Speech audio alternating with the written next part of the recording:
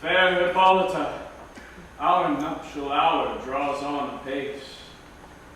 4 happy days bring in another moon, but, oh, methinks how slow this old moon wanes. She lingers, my desires, like to a step-dame or a dowager, long withering out a young man's revenue. 4 days will quickly steep themselves in night. 4 nights will quickly dream away the time. And when the moon, like to a silver bow, new bent in heaven, shall behold the night of our solemnities.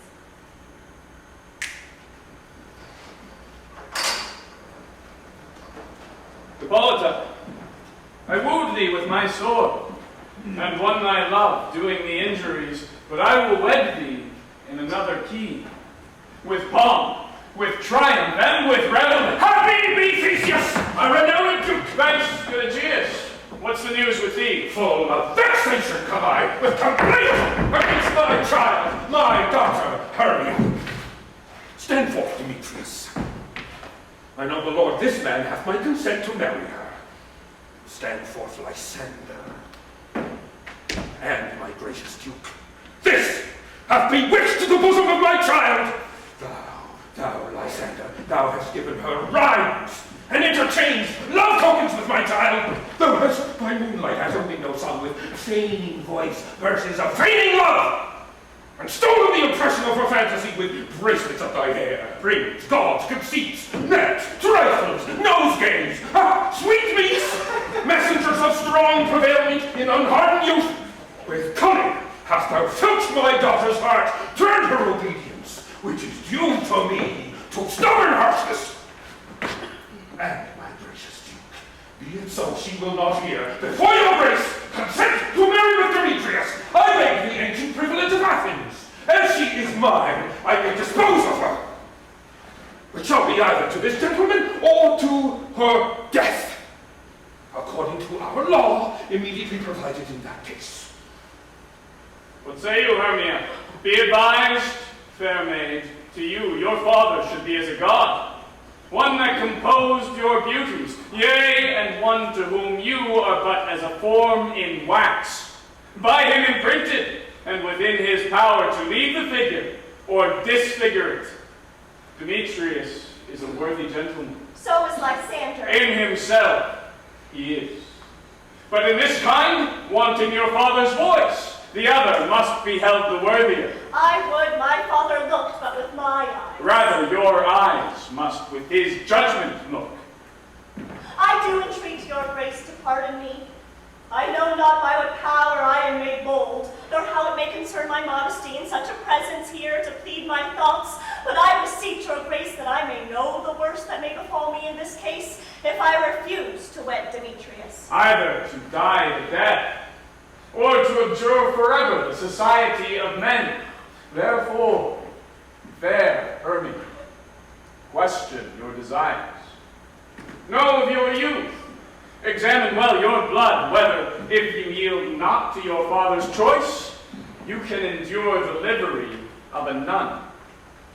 For I, to be in shady cloister mewed, to live a barren sister all your life, chanting faint hymns to the cold, fruitless moon. And thrice blessed they that master so their blood to undergo such a maiden pilgrimage. But earthlier happy is the rose distilled, than that which, withering on the virgin thorn, grows, lives, and dies in single blessedness. So will I grow, so live, so die, my lord, ere I will yield my virgin patent up unto his lordship, whose unwished yoke my soul consents not to give sovereignty. Take time to pause!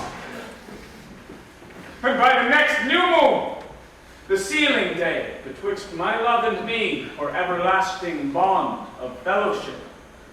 Upon that day, either prepare to die for disobedience to your father's will, or else to wed Demetrius as he would, or on Diana's altar to protest for austerity and single life. Relent, sweet Hermia, and Lysander, yield thy crazy title to my certain right. You have her father's love, Demetrius. Let me have Hermia's. Do you marry him? Scornful Lysander, true, he hath my love, and what is mine my love shall render him, and she is mine, and all my right of her I do mistake unto Demetrius. I am, my lord, as well derived as he, as well possessed. My love is more than his, my fortunes every way is fairly ranked, if not with vantage as Demetrius. And, which is more than all these boasts can be, I am beloved of beauteous Hermia. Why should not I then prosecute my right? Demetrius, I'll avouch it to his head, made love to Neater's daughter Helena, and won her soul. And she, sweet lady, dotes, devoutly dotes in idolatry upon this spotted and inconstant man. I must confess that I have heard so much, and with Demetrius thought to have spoke thereof, but being overfull of self-affairs, my mind did lose it. But Demetrius, come, and come, Egeus, you shall go with me. I have some private schooling for you both. For you, fair Hermia, look you on yourself to fit your fancies to your father's will, or else the law of Athens yields you up, which by no means we may extenuate, to death or to a vow of single life. Come, my Hippolyta. What cheer, my love? Demetrius and Egeus, go along. I must employ you in some business against our nuptial, and confer with you of something nearly that concerns yourselves. With duty and desire, we follow you.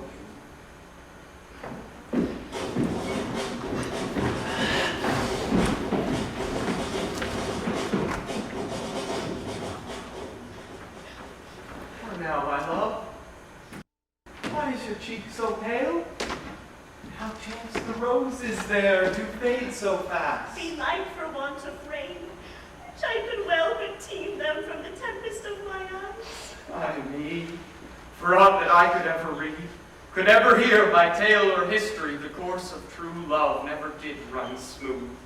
Rather, it was different in blood. Oh, cross, too high to be enthralled to low. Or else misgrafted in respect of years. Oh, spite, too old to be engaged to young. Or else it stood upon the choice of friends. Oh, hell, to choose love by another's eyes. Or if there were a sympathy in choice, war, death, or sickness did lay siege to it, making it momentary as a sound, swift as a shadow, short as any dream, brief as the lightning in the coldy night, that in a spleen unfolds both heaven and earth, and ere a man hath power to say, behold, the jaws of darkness do devour it up.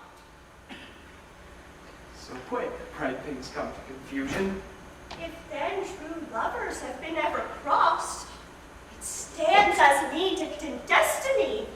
Then let us teach our trial patience, because it is a customary cross is due to love as thoughts and dreams, and sighs, wishes, and tears, poor fancy's followers. Good persuasion. Therefore hear me, Hermia. I have a widow aunt, a dowager of great revenue, and she hath no child.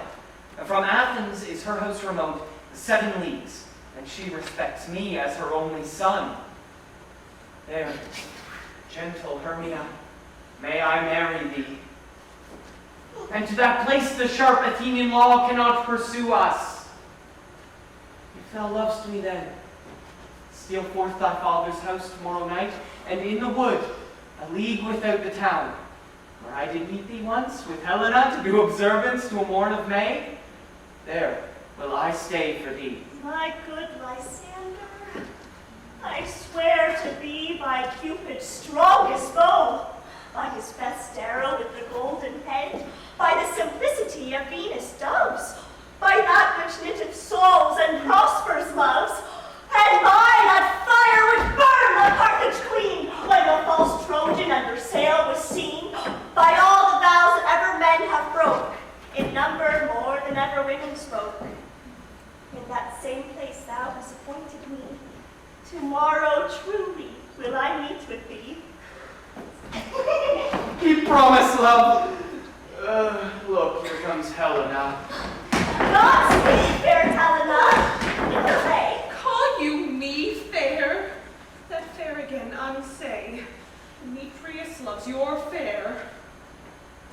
Oh, happy fair! Your eyes are unload stars, and your tongue's sweet air more tunable than lark to shepherd's ear when wheat is green, when hawthorn buds appear. Sickness is catching. Oh, or favor so yours when I catch fair Hermia. Ere I go, my ear should catch your voice, my eye, your eye, my tongue should catch your tongue, sweet melody. Were the world mine, Demetrius being baited, the rest I give to be to you translated.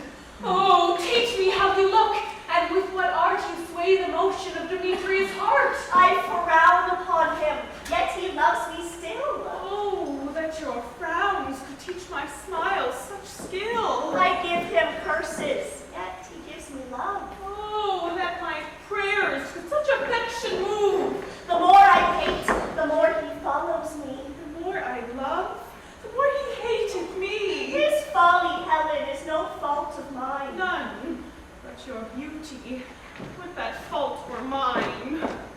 Take comfort. He no more shall see my face. Lysander and myself will fly this place. Before the time I did Lysander see, seemed Athens like a paradise to me.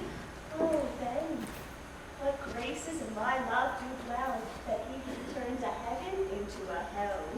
Helen, to you our minds we will unfold. Tomorrow night, when Phoebe doth behold her silver visage in the watery glass, decking with liquid pearls the bladed grass, a time that lovers' flights doth still conceal, through Athens' gates have we devised to steal. And in the wood where often you and I upon fate primrose beds were wont to lie, emptying our bosoms of their counsel sweet, there my Lysander and myself shall meet, and thence from Athens turn away our eyes to seek new friends and stranger companies. Farewell, sweet playfellow. Pray thou for us, and good luck grant thee thy Demetrius. Keep word, Lysander. We must starve our sight from lovers' food till morrow deep midnight. Farewell, my Hermia! Helena, adieu. As you on him, Demetrius dote on you. How happy some or other some can be. Through Athens I am thought as fair as she. But what of that? Demetrius thinks not so. He will not know what all but he do know. And as he errs, doting on Hermia's eyes, so I, admiring of his qualities, things base and vile, holding no quantity, love can transpose to form and dignity. Love looks not with the eyes, but with the mind, and therefore is winged Cupid painted blind, nor hath love's mind of any judgment taste, wings and no eyes, figure unheeding haste, and therefore is love said to be a child, because in choice he is so oft beguiled, as waged boys in game themselves forswear, so the boy love is perjured everywhere. Fair Demetrius looked on Hermia's eyne, He hailed down oaths that he was only mine, and when his hail some heat from Hermia felt, so he dissolved, and showers of oaths did melt. I will go tell him of fair Hermia's flight. Then to the wood will he tomorrow night pursue her. And for this intelligence, if I have thanks, it is a dear expense. But here in me nigh, to enrich my pain, to have his sight thither and back again.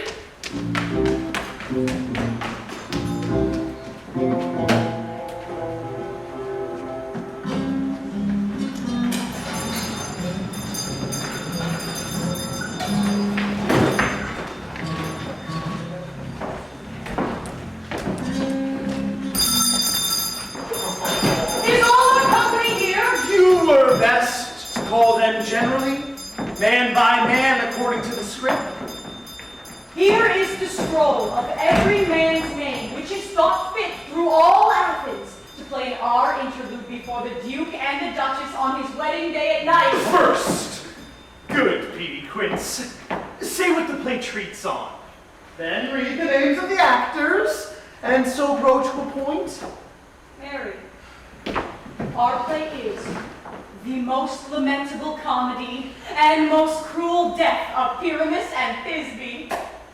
A very good piece of work, I assure you, and to Mary.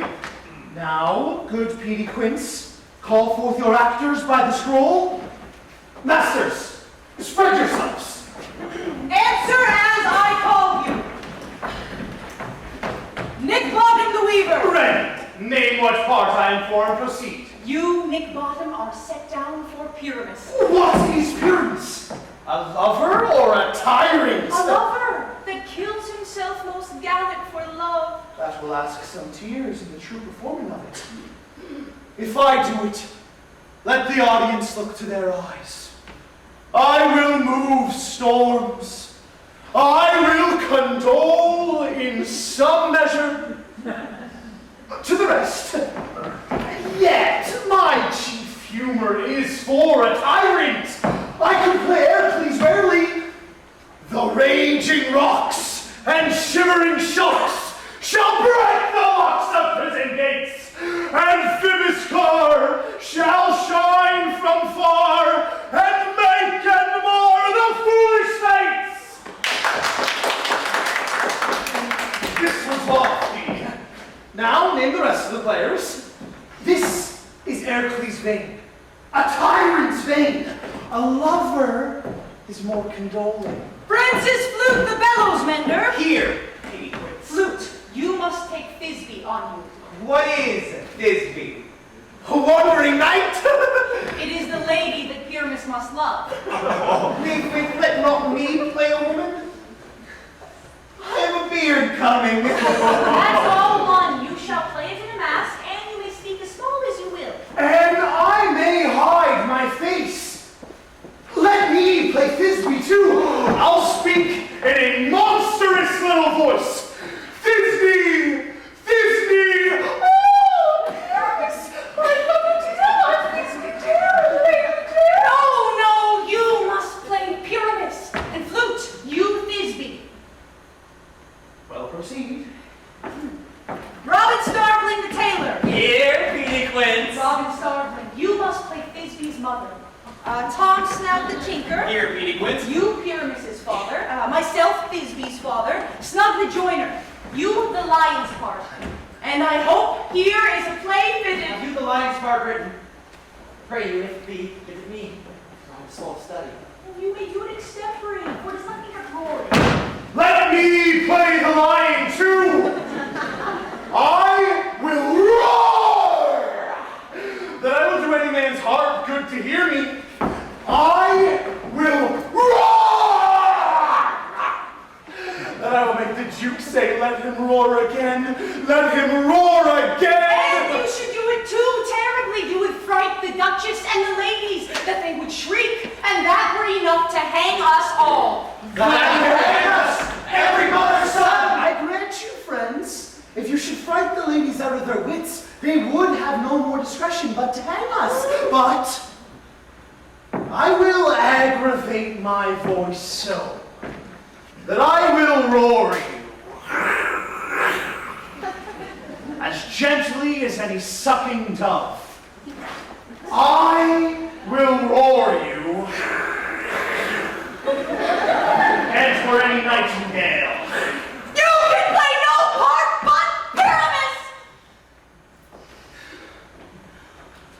For Pyramus is a sweet-faced man, a proper man as one shall see in a summer's day, a most lovely gentleman-like man. Therefore you must needs play Pyramus. Well, I will undertake it. What beard do I best to play it in? Oh, why, what you mean? I will discharge it in either your straw-colored beard, your orange tawny beard, your purple ingrained beard, or your French crown-colored beard, your perfect yellow. Some of your French crowns have no hair at all, and then you will play barefaced.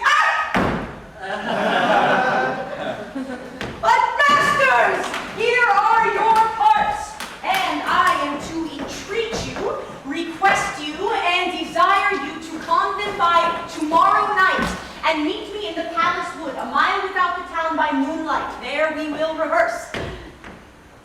For if we meet in the city, we shall be dogged with company and our devices known. In the meantime, I will draw a bill of properties, such as our play wants. I pray you fail me not. We will meet, and there we may rehearse most obscenely and courageously. Take pains. Be perfect. Adieu. At the Duke's oath we meet. Enough! Hold or cut bowstrings!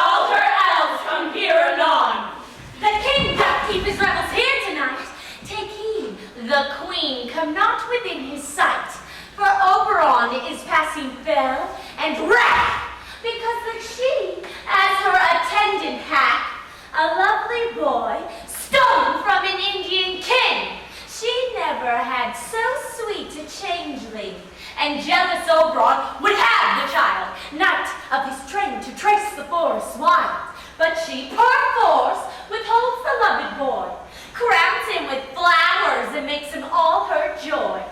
And now they never meet in grove or green, by fountain clear or spangled starlight sheen. But they do square that all her elves for fear creep into acorn cups and hide them there.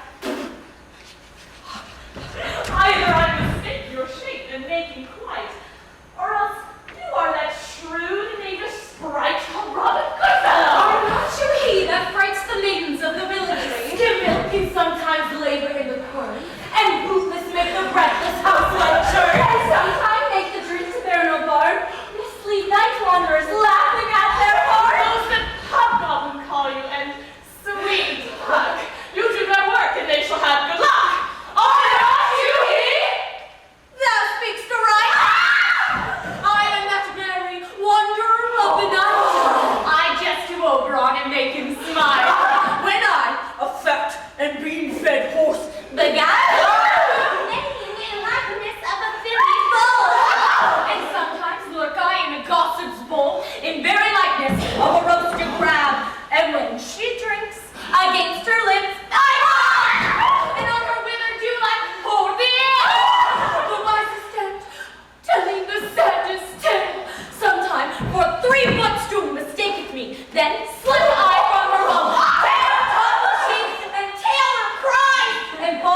a cough. And then the whole choir hold their hips and laugh and wax it in the mirth and even swear a merry round was never wasted there. The broom berries, here comes Oberon. And here our mistress.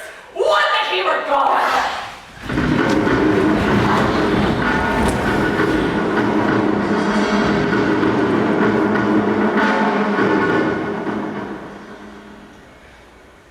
Ill met by moonlight, proud Titania. What? Jealous Oberon? Fairy, skip hence. I have to explore his bed and company. Turn, rash wanton! Am not I thy lord? And I must be thy lady. But I know when thou hast stolen away from fairyland, and in the shape of corn sat all day, playing on pipes of corn and versing love to amorous Hippolyta. Why art thou here? Come from the farthest step of India, but that, forsooth, the bouncing Amazon, your busking mistress, and your warrior love, to Theseus must be wedded. And you come to give their bed joy and prosperity. How canst thou thus, for shame, Titania, glance at my credit with Hippolyta, knowing I know thy love to Theseus? But didst not thou lead him through the glimmering night from Paraguayna, whom he ravished, and make him with fair Egeus break his faith with Ariadne and Antiopa? These are the forgeries of jealousy, and never, since the middle summer spring, that we on hill, in dale, forest, or mead, by paved fountain, or by rushy brook, or in the beached margin of the sea, to dance our ringlets to the whistling wind. But with thy brawls thou hast disturbed our sport. Therefore the winds, piping to us in vain, as in revenge, have sucked up from the sea contagious fogs, which, falling in the land, have every pelting river made so proud that they have overborne their continents. The ox hath therefore stretched his yoke in vain. The plowman lost his sweat, and the green corn hath rotted ere his youth attained a beard.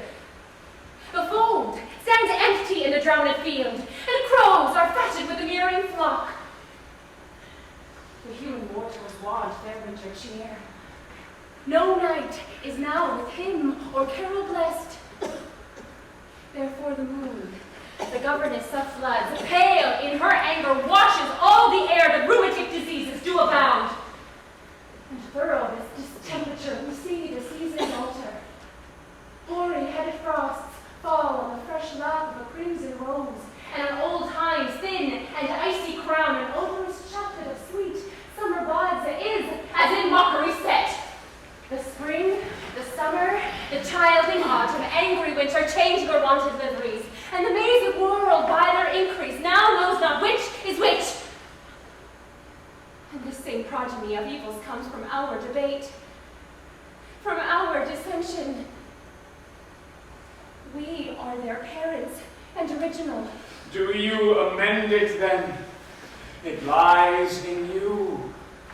Why should Titania cross her Oberon? I do but beg a little changeling boy to be my henchman. Fix the hard rest! The fairyland bites not! The child with me!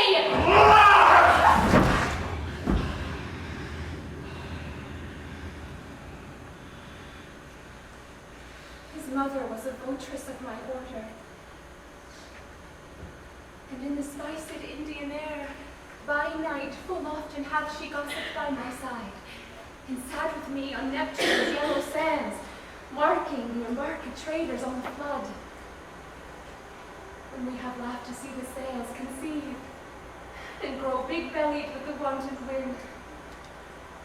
But she, with pretty and with swimming gait following, her womb, then rich with my young squire would imitate, and sail upon the land, to fetch me trifles, and return again as from a voyage rich with merchandise.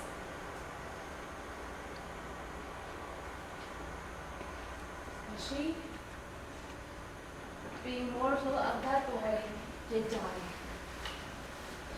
And for her sake do I rear up the boy, and for her sake I will not part with him. How long within this wood intend you stay? chance till after Theseus' wedding day. You will patiently dance in our round and see our moonlight revels go with us. If not, shun me, and I will spare your haunts. Give me that boy, and I will go with thee. No, my fairy kingdom! Fairies away! We shall shine downright if I longer stay! Go thy way! Thou shalt not from this grove till I torment thee for this injury. My gentle Puck, come hither. Thou rememberest, since once I sat upon a promontory and heard a mermaid on a dolphin's back, uttering such dulcet and harmonious breath that the rude sea grew civil at her song, and certain stars shot madly from their spheres to hear the sea maid's music. I remember. That very time I saw that thou couldst not, flying between the cold moon and the earth, Cupid, all armed. A certain aim he took at a fair vestal throned by the west, and loosed his love shaft smartly from his bow as it should pierce 100,000 hearts. But I might see young Cupid's fiery shaft quenched in the chaste beams of the watery moon, and the imperial vultures pass it on in maiden meditation, fancy free. Yet marked I where the bolt of Cupid fell. It fell upon a little western flower, before milk white, now purple with love's wound, and maidens call it love in idleness. Fetch me this flower, the herb I showed thee once. The juice of it on sleeping eyelids laid will make or man or woman madly dote upon the next live creature that it sees. Fetch me this herb, and be thou here again, ere the Leviathan can swindle thee! I'll put the gurgle around about the earth in 40 minutes! Having once this juice, I'll watch Titania when she is asleep, and drop the liquor of it in her eyes. The next thing then she waking looks upon, be it on lion, bear, or wolf, or bull, on meddling monkey, or on busy ape, she shall pursue it with the soul of love!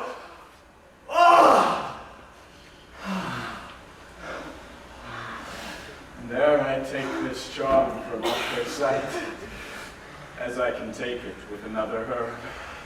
I'll make her render up her page to me! But who comes here? I am invisible, and I will overhear their conference.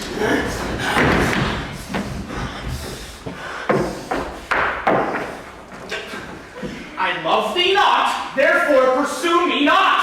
Where is Lysander and fair Hermia? The one I'll slay, the other slave me. Thou toldst me they were stolen to this wood, and here I am, and wood within this wood, because I cannot meet my Hermia. Hence, get thee gone and follow me no more. You draw me, you hard-hearted adamant, and yet your drawn will tire, for my heart is true as steel.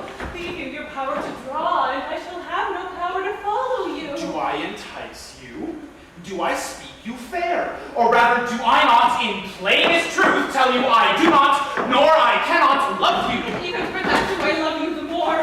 I am your spaniel. And Demetrius, the more you beat me, I will fawn on you. Use me, but as your spaniel. Spurn me, strike me, neglect me, lose me. Only give me leave, unworthy as I am, to follow you. What worthier place can I beg in your love? And yet a place of high respect with me, than to be used as you use your dog. Tempt not too much the hatred of my spirit, for I am sick when I do look at thee. And I am sick when I look not on you. You do impeach your modesty too much. To leave the city and commit yourself into the hands of one that loves you not. To trust the opportunity of night and the ill counsel of a desert place with the rich worth of your virginity. Your virtue is my privilege. For that it is not night when I do see your face. Therefore I think I am not in the night, nor doth this wood-like world of company, for you in my respect are all the world. Then how can it be said I am alone when all the world is here to look on me? Oh, run from thee and hide me in the bricks, and leave thee to the mercy of wild beasts! The wildest have not such a heart as you! Run when you will, the story shall be changed. Apollo flies and Daphne holds the chase. The dove pursues the griffin. The mild hind makes speed to catch a tiger, bootless speed. When cowardice pursues and valor flies. I will not stay thy questions. Let me go, or if thou follow me, do not believe, but I shall do thee mischief in the wood. Why in the temple, in the town, in the field, here do men death? Fie, Demetrius! Your wrongs do set a scandal on my sex. We cannot fight for love as men may do. We should be wooed, and we're not made to woo! I'll follow thee, and make a heaven of hell, to die upon the hand I love so well. Fare thee well, nymph. Ere he do leave this grove, thou shalt fly him, and he shall seek thy love. Hast thou the power there? Welcome, wanderer. I. There it is. I pray thee give it me.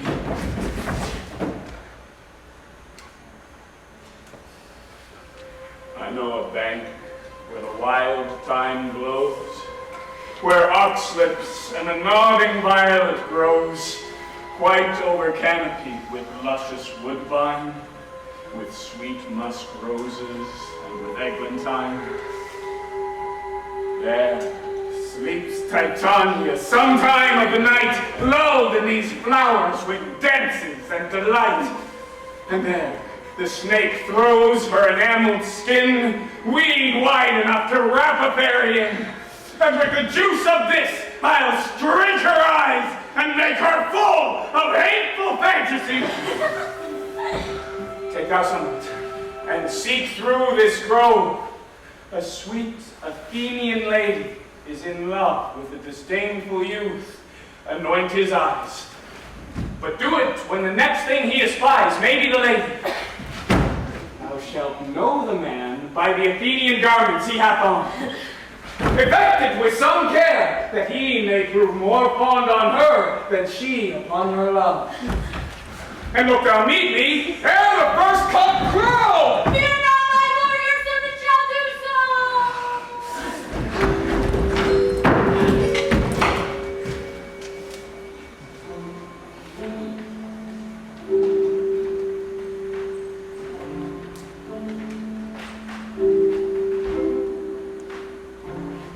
Sing me now asleep.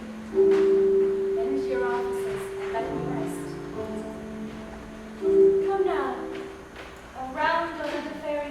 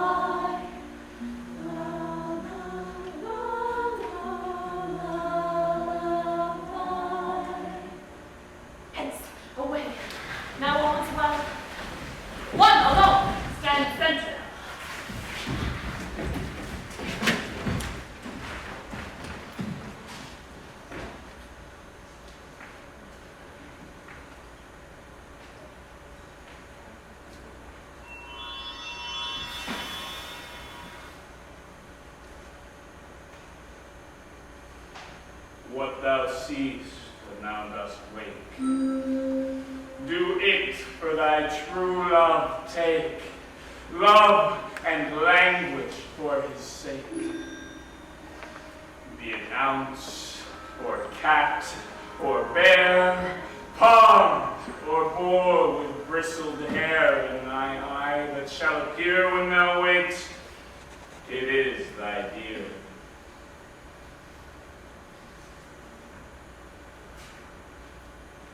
Wake when some vile thing is near.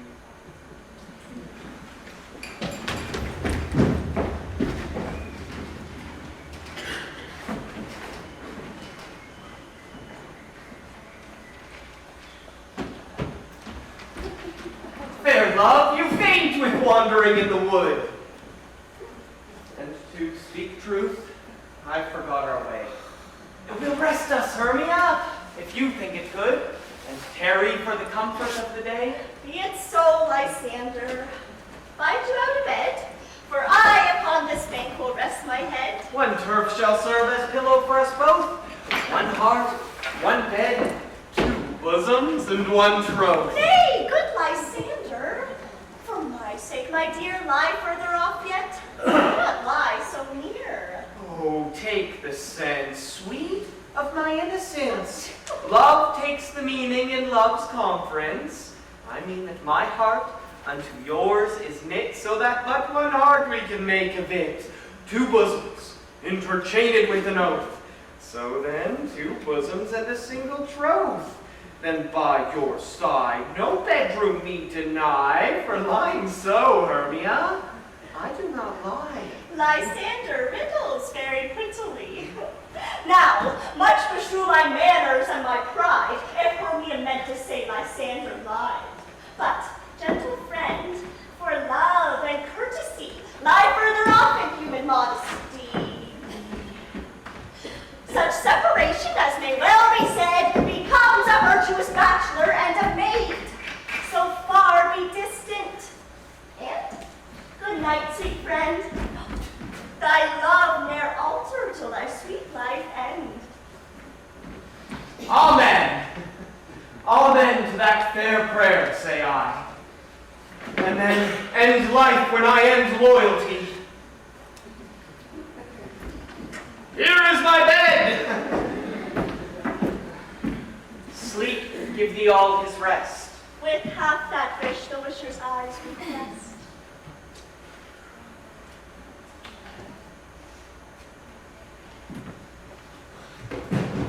Through the forest have I gone, but the Athenian found I none, on whose eyes I might approve this flower's force in stirring love. Night in silence, who is here? What weeds of Athens he doth wear? This is he, my master said, despised the Athenian maid. And here, the maiden, sleepy sounds on the dank and dirty ground. Pretty soul, she durst not lie near this lack love, this kill courtesy. Churl, upon thy eyes I throw all the power this charm doth own. When thou wakest, let love forbid sleep his seat on thy eyelid. So awake when I am gone, for I must now to Oberon.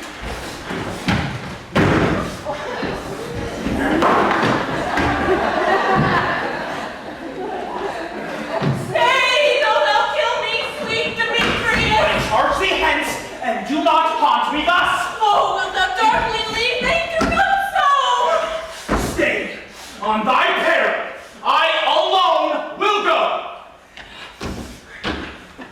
Oh, I am out of breath in this fond chase. The more my prayer, the lesser is my grace.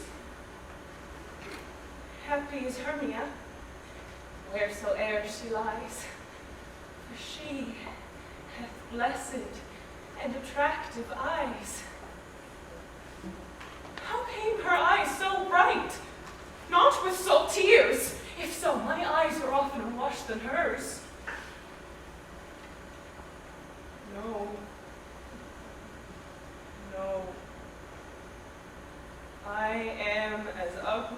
as a bear. For beasts that meet me run away for fear. Therefore no marvel though Demetrius do, as a monster, fly my presence thus. What wicked and dissembling glass of mine made me compare with Hermia's fiery eye? Who is here? Lysander! On the ground, dead or asleep. I see no blood, no wound. Lysander, if you live, good sir, awake! And run through fire I will for thy sweet sake. Transparent Helena, nature shows art, that through thy bosom makes me see thy heart. Where's Demetrius? Oh, how fit a word is that vile name to perish on my sword! Do not say so, Lysander. Say not so. What though he love your Hermia? Lord, what though? Yet Hermia still loves you. Then be content. Content with Hermia? No, I do repent the tedious minutes I with her have spent. Not Hermia, but Helena I love, who will not change a raven for a dove. The will of man is by his reason swayed, and reason says you are the worthier maid. Things growing are not ripe until their season, so I, being young till now, ripe not to reason. And touching now the point of human skill, reason becomes the marshal to my will and leads me to your eyes, where I o'erlook love stories written in love's richest book. Wherefore was I to this keen mockery born? When at your hands did I deserve this scorn? Is't not enough, young man, that I did never know, nor never can deserve a sweet look from Demetrius' eye. But you must flout my insufficiency? Good troth, you do me wrong. Good sooth you do. In such disdainful manner me to woo. Fare you well. Perforce, I must confess, I thought you lord of more true gentleness. Oh, that a lady of one man refused should of another, therefore be abused. She sees not Hermia. Hermia, sleep thou there, and never mayst thou come Lysander near. For as a surfeit of the sweetest things, the deepest loathing to the stomach brings, or as the heresies that men do lead are hated most of those they did deceive, so thou, my surfeit and my heresy, of all be hated, but the most of me. And all my powers address your love and might to honor Helen and to be her knight.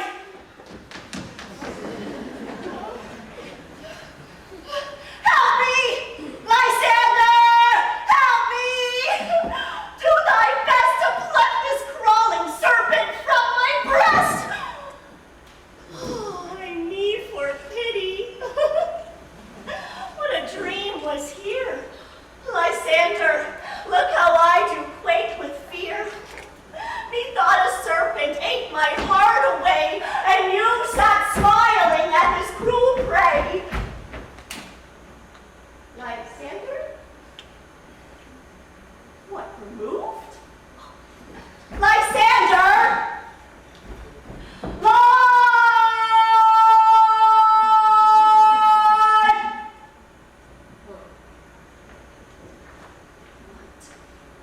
Out of hearing? Gone? No sound? No word? Alack! Where are you? Speak! And if you hear, speak of all loves! I swoon! Almost with fear!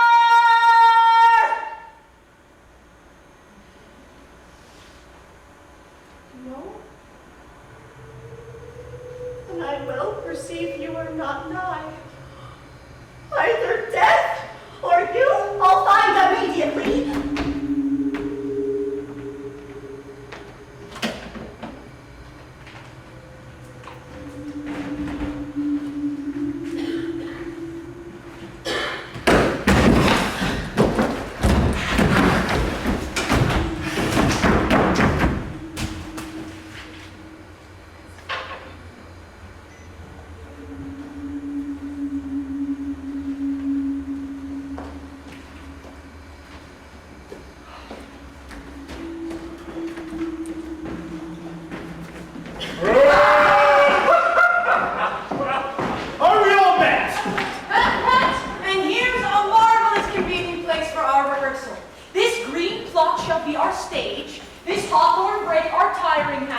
and we will do it in action as we will do it before the Duke. Lady Quince, What sayest thou, Bully Bottom? there are things in this comedy of Pyramus and Thisbe that will never please. First, Pyramus must draw a sword to kill himself, which the ladies cannot abide. How into you that? By our lake in a parlous fear, I believe we must leave the killing out when all is done. Not a bit. I have advice to make all well. Write me a prologue, and let the prologue seem to say that we will do no harm with our swords, and that Pyramus is not killed indeed. And, for the more better assurance, tell them that I, Pyramus, am not Pyramus, but Bottom the Weaver. This will put them out of fear. Well, we will have such a prologue, and it shall be written in 8 and 6. No! Make it 2 more. Let it be written in 8 and 8. Will not the ladies be afeard of the lion? I fear it, I promise you. Masters, you ought to consider with yourselves to bring in, God shield us, a lion among ladies is a most dreadful thing. For there is not a more fearful wild fowl than your lion living, and we ought to look to it. Therefore, another prologue must tell that he is not a lion. Nay! You must name his name. And half his face must be seen through the lion's neck, and he himself must speak through, saying thus or to the same effect. Ladies, or fair ladies, I would wish you, or I would request you, or I would entreat you not to fear, not to tremble, my life for yours. If you think I come hither as a lion, it were pity on my life. No, I am no such thing. I am a man as other men are. And there, indeed, let him name his name and tell them plainly he is snug the joiner. Well, it shall be so. But there is 2 hard things. That is to bring the moonlight into a chamber, for you know Pyramus and Thisbe meet by moonlight. Doth the moon shine that night we play our play? A calendar, look in the almanac. Find out moonshine, find out moonshine.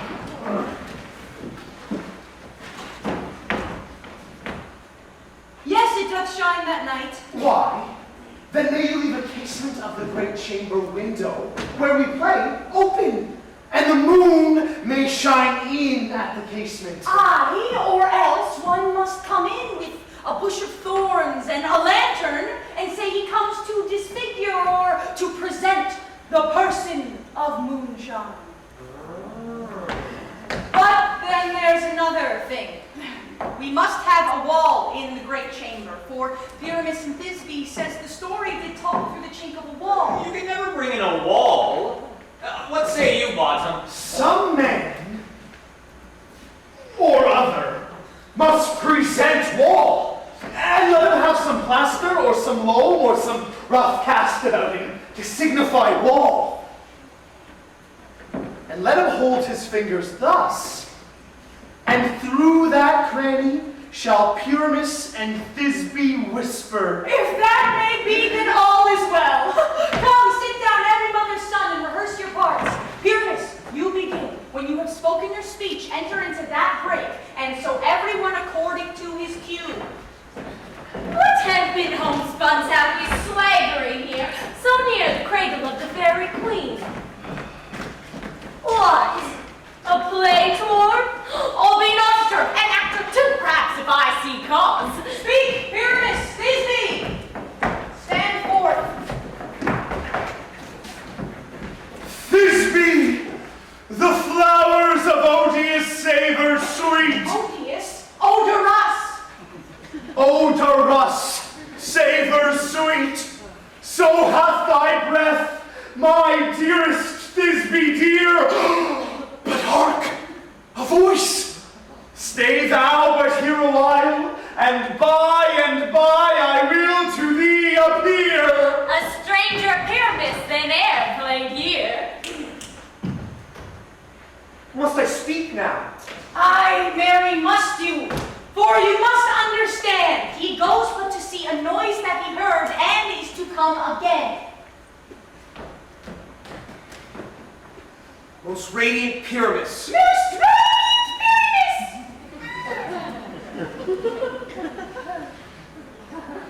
Most radiant.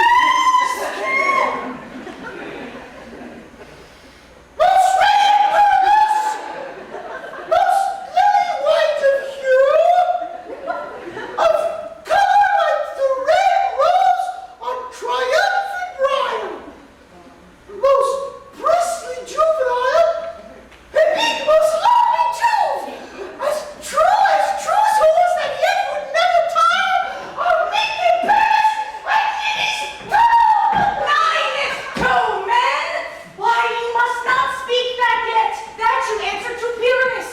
You speak all your part at once, cues and all. Pyramus, enter, your cue is past. It is never tire. Oh! As true as horse that yet would never tire. If I were fair Thisbe, I were only thine.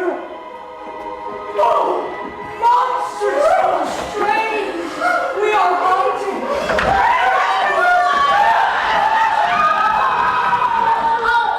I'll lead you about around, through bog, through bush, through brake, through briar. Sometimes a horse I'll be, sometimes a hound, a hog, a headless bear, a fire, and neigh, and bark, and grunt, and roar, and burn, like horse, hound, hog, bear, fire, at every turn.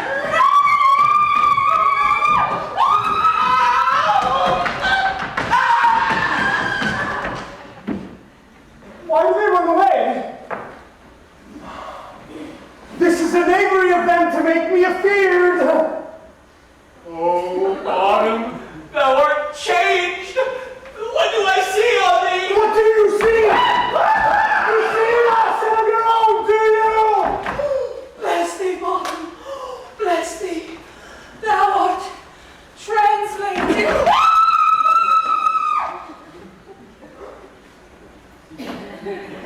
I see their knavery.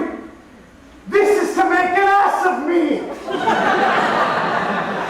To fool me if they could. Oh, but I will not stir from this place. Do what they can. I will walk up and down here, and I will sing that they shall hear I am not afraid. The elf cocks, the black of hue, with orange tawny veil. The throstle with his notes so true, the wren with little quail. What angel wakes me from my flowery bed? The finch, the sparrow, and the lark, the plain-sung cuckoo gray, whose note full many a man doth bark and dares not answer nay. I pray thee, gentle mortal, sing again. Mine ear is much enamored of thy note. So is mine eye enthralled to thy shape. And thy fair virtue's force perforce doth move me on the first view to say, to swear I love thee. Methinks, mistress, you should have little reason for that. And yet, to say the truth, reason and love keep little company together nowadays. Nay, I can weak upon occasion. Thou art as wise as thou art beautiful. Not so neither. But if I had wit enough to get out of this wood, I have enough to serve my own turn. Out of this wood do not desire to go. Thou shalt remain here whether thou wilt or no. I am a spirit of no common rate. The summer still doth tend upon my state, and I do love thee. Therefore go with me. I'll give thee fairies to attend on thee, and they shall fetch thee jewels from the deep, and sing while thou on pressed flowers dost sleep, and I will purge thy mortal grossness so, that thou shalt like an airy spirit go. Peace blossom, cobweb, moth, and mustard seed, ready? And I. Where shall we go? Be kind and courteous to this gentleman. Hawk in his walks, and gambol in his eyes. Not to Amels, and do him courtesies. Hail, mortal! Hail! Hail! Hail! I cry your lady's mercy heartily. I beseech your ladyship's name. Cobweb. I shall desire you a more acquaintance good Mistress Cobweb. If I cut my finger, I shall make bold with you. Your name, honest gentlewoman. Peas blossom. Oh, I pray you commend me to Mistress Squash, your mother, and to Master Peascod, your father. Good Mistress Peas Blossom. I shall desire you of more acquaintance too. Your name, I beseech you, madam. Mustard seed! Good Mistress Mustard Seed. I know your patience well. That same cowardly, giant-like ox-beat hath devoured many a member of your house. I promise you, your kindred hath made mine eyes water ere now. I desire you of more acquaintance, good Mistress Mustard Seed. Wait upon him, lead him to my bower, feed him with apricots and dewberries, with purple grapes, green figs and mulberries, the honey bags, steal from the humblebees, and for night takers crop their waxen thighs, and light them at the fiery glowworm's eyes, to have my love to bed, and to arise. And pluck the wings from painted butterflies, to fan the moonbeams from his sleeping eyes. The moon, methinks, looks with a watery eye, and when she weeps, weeps every little flower, lamenting some enforced chastity. Cry my love song, ring excitedly.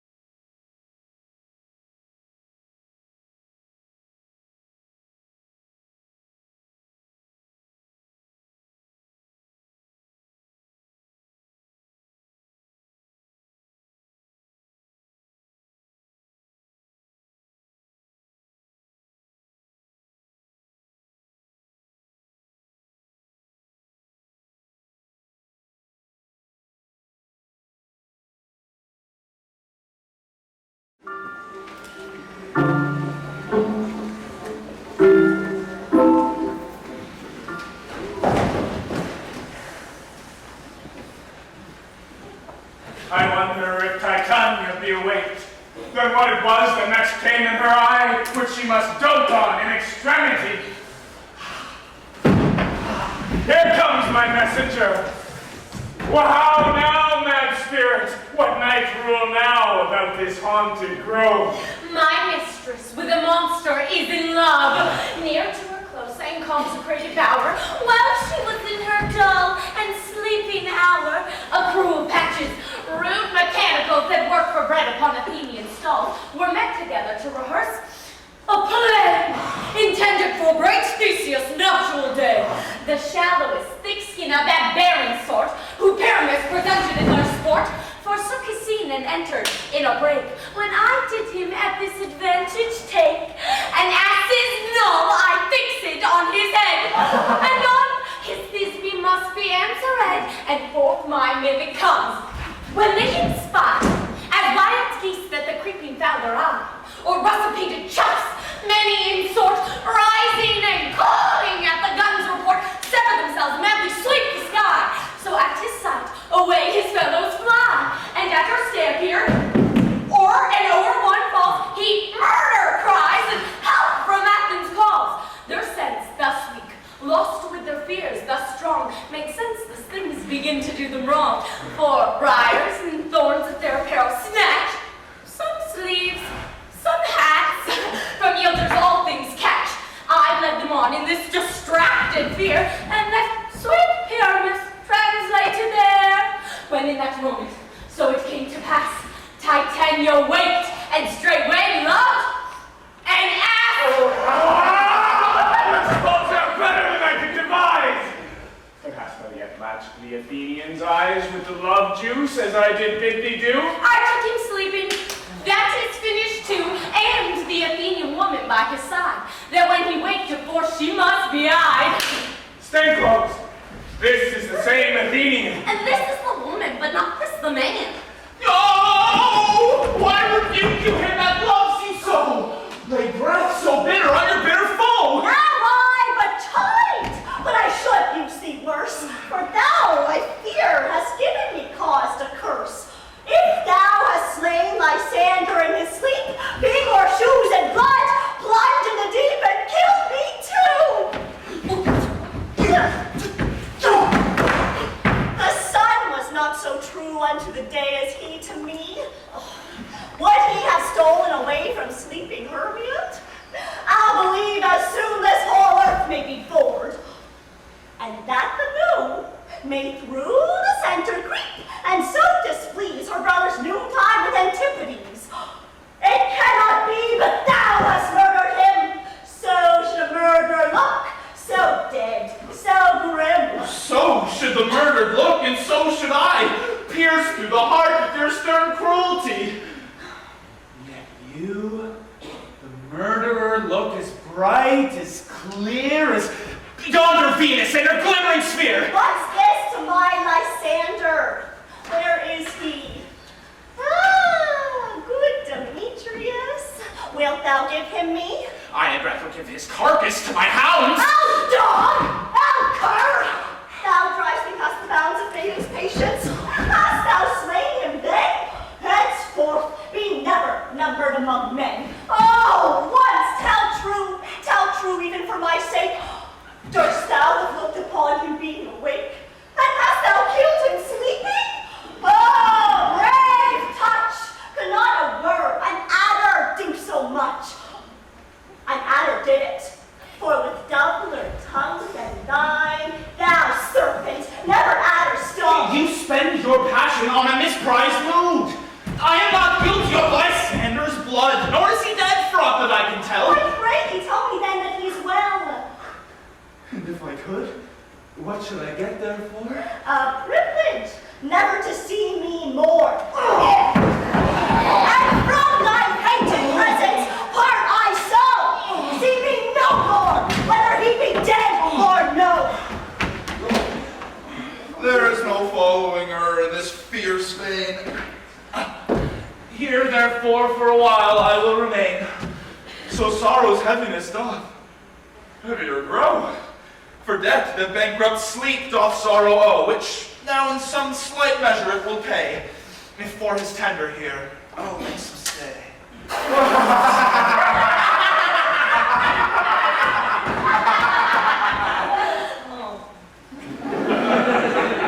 What hast thou done? Thou hast mistaken quite, and laid the love juice on some true love sight. Of thy misprision must perforce ensue some true love turned, and not a false turned true. Then fate o'errules that one man holding troth, a million fail, confounding oath on oath. About the wood go swifter than the wind, and Helena of Athens look thou find. All fancy sick she is, and pale of cheer, with sighs of love, that costs the fresh blood dear. By some illusion, see thou bring her here. I'll charm his eyes against she do appear.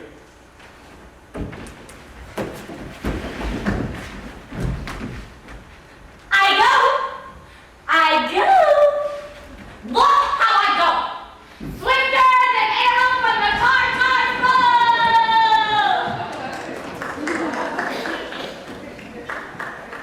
Flower of this purple dye, hit with Cupid's archery, sink an apple of his eye. When his love he doth espy, let her shine as gloriously as the Venus of the sky. When thou wakest, if she be by, beg of her for remedy. Captain of our merry band, Helena is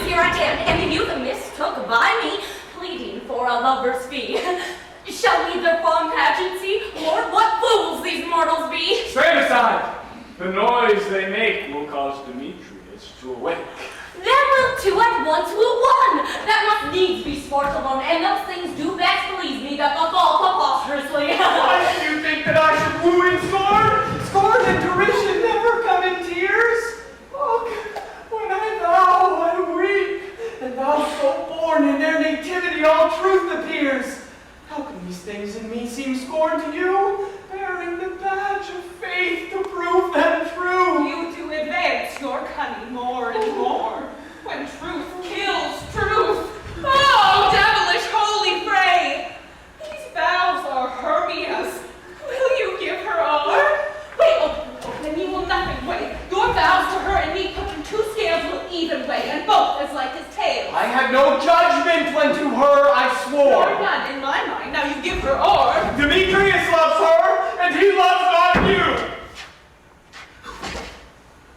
Oh, Helen. Wallace. Nymph, perfect, divine, to what, my love, shall I compare thine eye? Crystal is mighty. Oh, how ripe and show thy lips, those kissing cherries tempting grow. That pure congealed white, high Taurus snow, fanned with the eastern wind, turns to a crow when thou holdst up thy hand.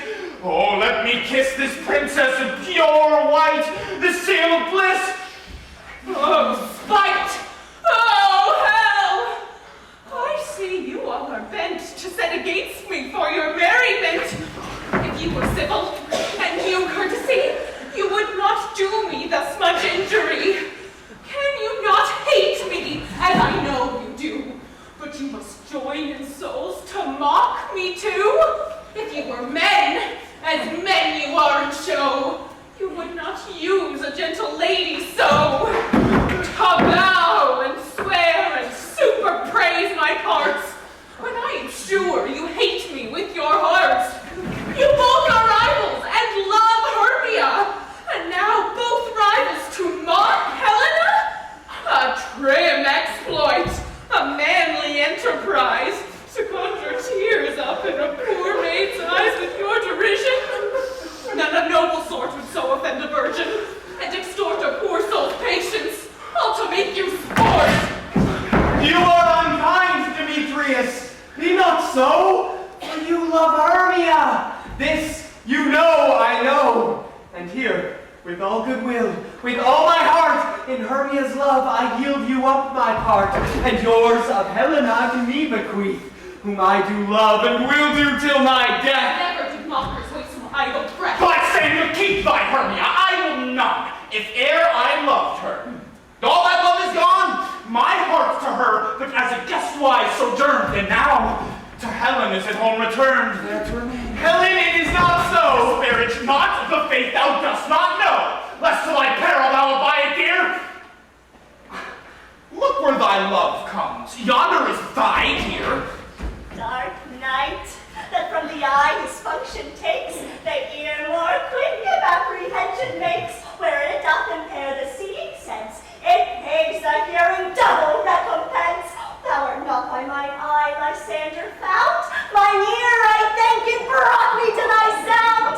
But why unkindly didst thou leave me so? Why should he stay whom love doth press to go? What love could press Lysander from my side? Lysander's love, that would not let him bide. Fair Helena, who more in guilds the night than all yon fiery oes and eyes of light. Why seekest thou me? Could not this make thee know the hate I bear thee made me leave thee so? You speak not as you think. It cannot be. Oh, she is one of this confederacy.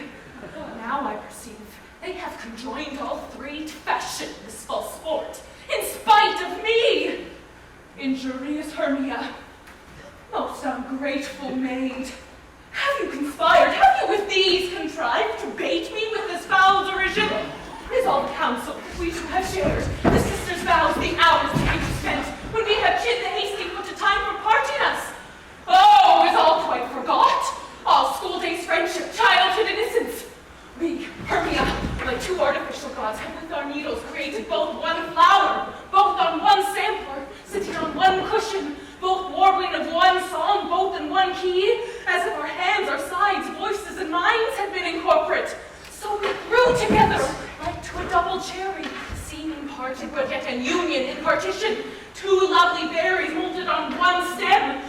two seeking bodies with one heart?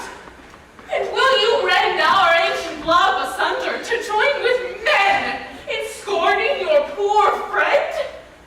It is not friendly. 'Tis not maidenly. Our sex, as well as I may chide you for it, though I alone do feel the injury. I am amazed at your passionate words. I scorn you not. It seems that you scorn me. Have you not set Lysander as a sword to follow me and praise my eyes and face, and made your other love, Demetrius, who even abounded spurn you with his foot, to call me goddess, nymph, divine and rare, precious, celestial? Wherefore speaks he this to her he hates? And wherefore doth Lysander deny your love, so rich within his soul and tender me? Forsooth affection, but by your setting on, by your consent, what though I not be as grace as you, so hung upon with love, so fortunate, but miserable most to love unloved? This you should pity rather than despise. I understand not what you mean by this. I do! Curse at her! Counterfeit sad looks. Make mouths upon me when I turn my back. Wink each at other. Hold the sweet just up. This sport well carried shall be chronicled. If you have any pity, grace, or manners, you would not make me such an argument. But fare ye well. 'Tis partly my own fault, which death or absence soon shall remedy. Stay, gentle Helena! Hear my excuse. My love, my life, my soul, fair Helena! Oh, excellent! Sweet, do not scorn her so. But if she cannot entreat, I can compel. Thou canst compel no more than she entreat. Thy threats have no more strength than her weak prayers. Helen, I love thee. By my life I swear, by that which I will lose for thee, to prove him false that says I love thee not. I say I love thee more than he can do. If thou say so, withdraw and prove it too. Oh, quick, come! Lysander, where to attend all this? Away, you Ethiop! No, sir. You'll seem to break loose, take on as you would follow, but yet come not. You are a tame man. Go! Hang off, thou cat! Thou burr, vile thing, let loose, or I will shake thee from me like a serpent. Why are you grown so rude? What changes this sweet love? Thy love! Out, scrawny gardener, out! Out, loathed medicine, oh, hated poison hen! Do you not jest? Yes, Zeus, and so do you! Demetrius, I'll keep my word with thee. Oh, I would I had your bond, for I perceive a weak bond holds you. I'll not trust your word. What? Should I hurt her? Strike her, kill her dead. Although I hate her, I'll not harm her so. What? Can you do me greater harm than hate? Hate me? Wherefore? Oh me, what news, my love? Am not I Hermia? Are not you Lysander? I am as fair now as I was erewhile. Since night you loved me. Yet since night you left me. Why then you left me. Oh, the gods forbid! In earnest, shall I say? I, by my life, and never did desire to see thee more. Therefore be out of hope, of question, doubt. Be certain nothing truer, 'tis no jest that I do hate thee, and love Helena. Oh, me!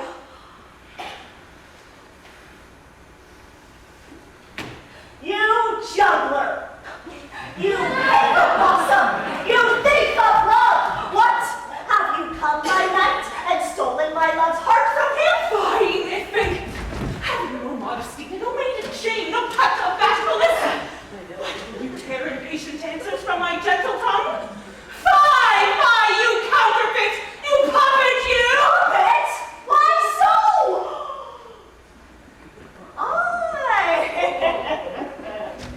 I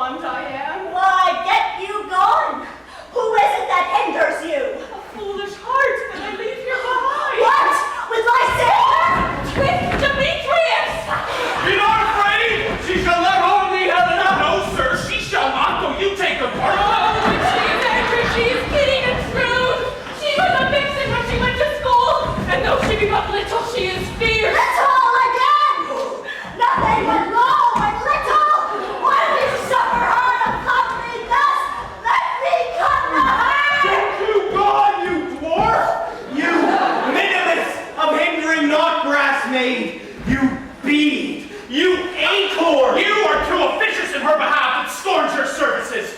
Let her alone. Speak not of Helena. Take not her part, for if thou dost intend never so little show love to her, thou shalt abide. Now she holds me not. Now follow, if thou darest, to try whose right of thine or mine is most in Helena. Follow? Nay, I'll go with thee. Cheek by jowl.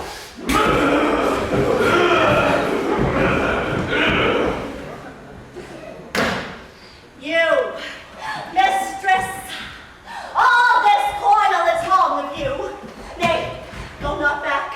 I will not trust you. I no longer stay in your cursed company. Your hands and mine are quicker for a fray. My legs are longer, though, to run away.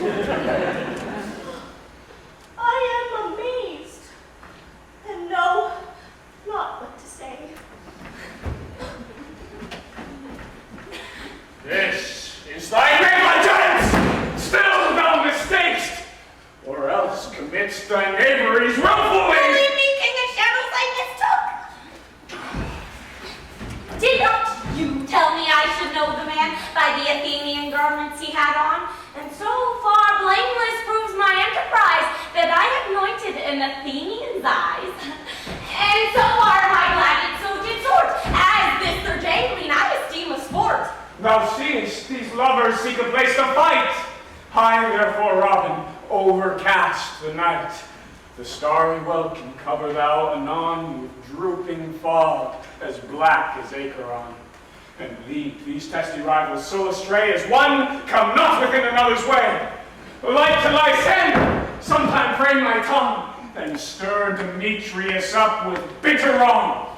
And sometime rail thou black Demetrius, and from each other look thou lead them thus to lower their brows. Death counterfeiting, sleep with leaden legs and batty wings doth creep. Then crush this herd into Lysander's eye, whose liquor hath this virtuous property, to take from thence all error with his might, and make his eyeballs roll with wonted sight. When they next wake, all this derision shall seem a dream and fruitless vision, and back to Athens shall the lovers wend, with league whose date till death shall never end.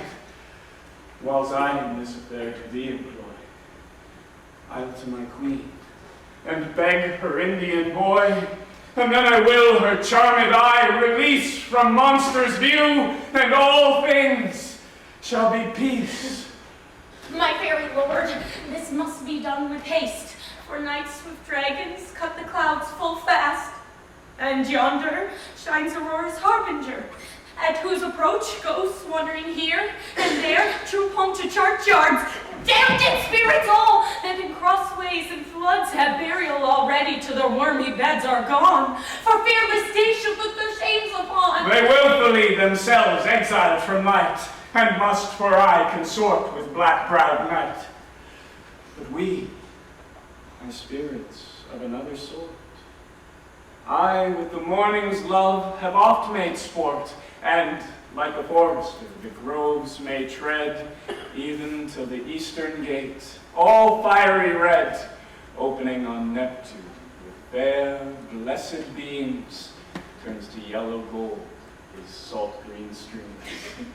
But notwithstanding, haste, make no delay. We may effect this business yet ere day. Up and down, I will lead them up and down. I am feared and thrilled and down. God may lead them up and down. Here comes one. Were I not proud, Demetrius? Speak thou now. Here, villain, draw dead, ready.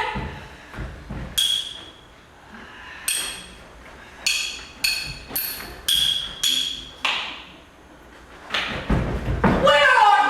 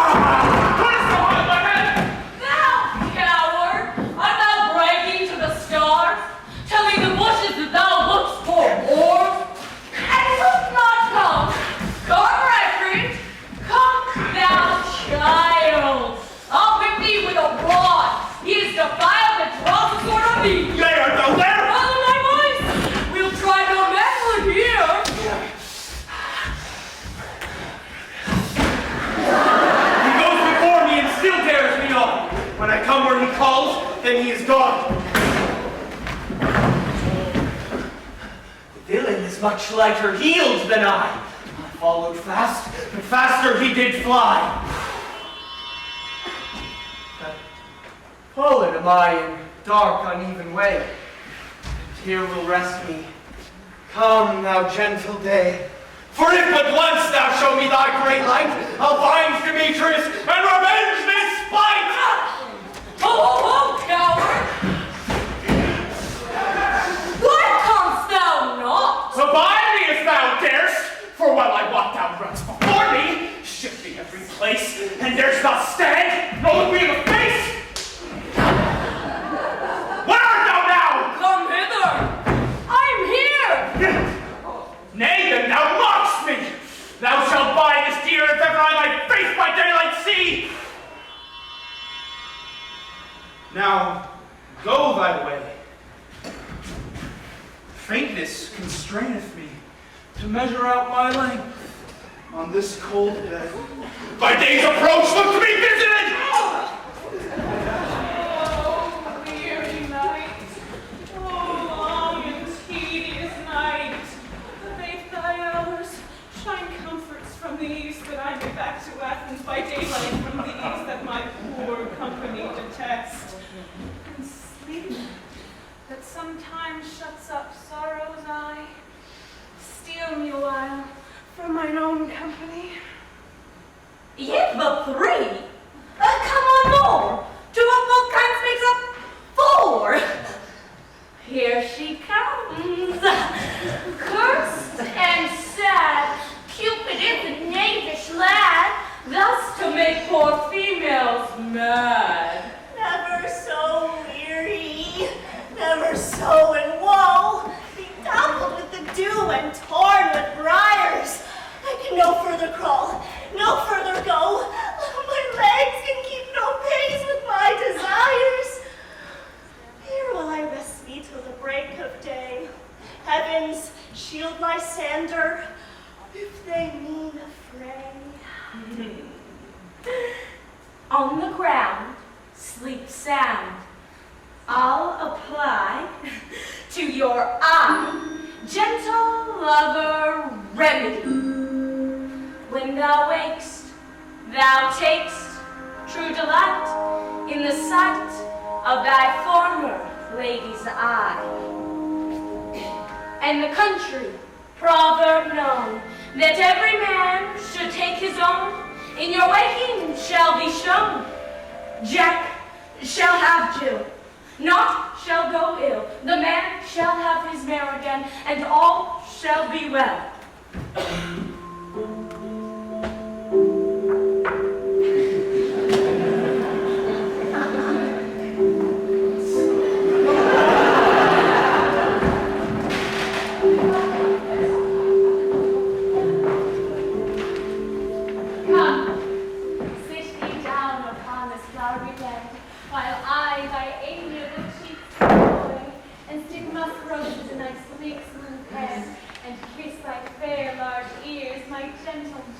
Where's Peas Blossom? Ready? Scratch my head, Peas Blossom.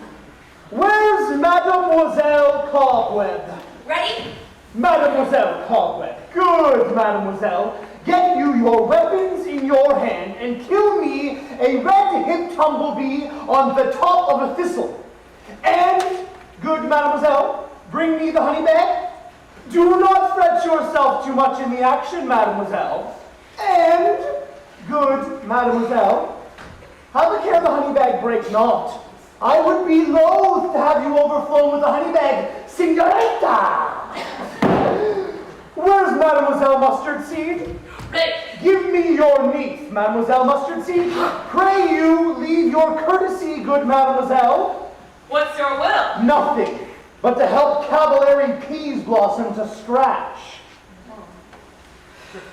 I must to the barber, for methinks I am marvelous hairy about the face, and I am such a tender ass, if my hair do but tickle me, I must scratch.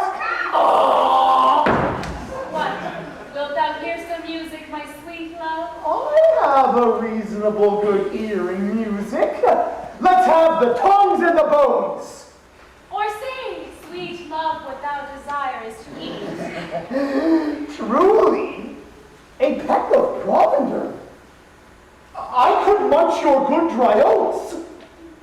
Methinks I have a great desire to a bottle of hay. Good hay, sweet hay, hath no fellow. I have a venturous fairy that shall seek the squirrel's hoard and fetch thee off new nuts. I had rather have a handful or two of dried peas, but pray you, let none of your people stir me. I have an exposition of sleep come upon me. Sleep thou, and I will wind thee in my arms. Fairies, be gone, and be always away. So doth the woodbine, the sweet honeysuckle gently entwist, the female ivy so enrings the barky fingers of the elm. Oh, how I love thee, how I dote on thee.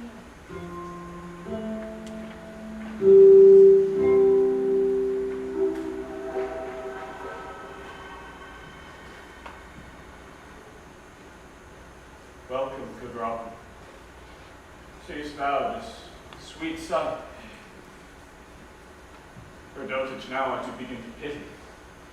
For meeting her of late behind the wood, seeking sweet favors for this hateful fool, I did upbraid her and fall out with her. For she, his hairy temples, then had rounded with coronet of fresh and fragrant flower, and that same dew, which sometime on the buds was wont to swell like round and orient pearl, stood now within the pretty flower's eyes, like tears that did their own disgrace bewail. When I had, at my pleasure, taunted her, and she, in mild terms, begged my patience, I then did ask of her changeling child, which straight she gave me, and her fairy sent to bear him to my bower in fairyland. And now I have the boy, I will undo this hateful imperfection of her eyes. And, gentle Puck, take this transformed scalp from off the head of this Athenian swain, that he, awaking when the other do, may all to Athens back again repair, and think no more of this night's accidents, but as the fierce vexation of a dream. But first, I will release the fairy queen. Be thou as thou wast wont to be, see as thou wast wont to see. Dian's bud, or Cupid's flower, hath such force and blessed power. Now, my Titania, wake you, my sweet queen. My Oberon, what visions have I seen? Methought I was enamored of an ass. There lies your love. How came these things to pass? Oh, how mine eyes do loathe his visage now. Silence a while. Robin, take off his head. Titania, music call, and strike more dead than common sleep of all these five, the sense. Music hall! Music such as charmed sleep. Now, when thou wakest with thine own fool's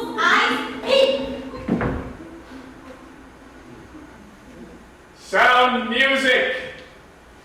Come, my queen, take hands with me and rock the ground whereon these sleepers feel.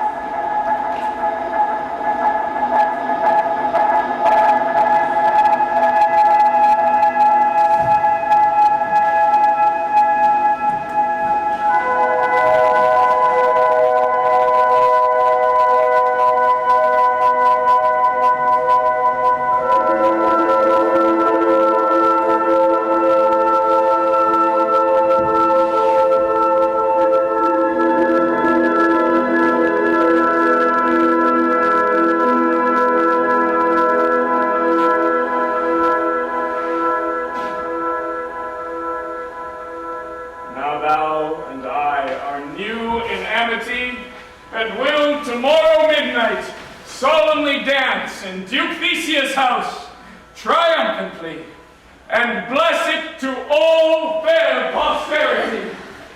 There shall the pairs of faithful lovers be wedded, with Theseus all in jollity. Fairy king, attend to mark, I do hear the morning lark. Then, my queen, in silence sad trip we after night is shade. We the globe can compass soon, swifter than the one we move. Come, my lord, and in our flight tell me how it came this night that I, sleeping here, was found with these mortals on the ground.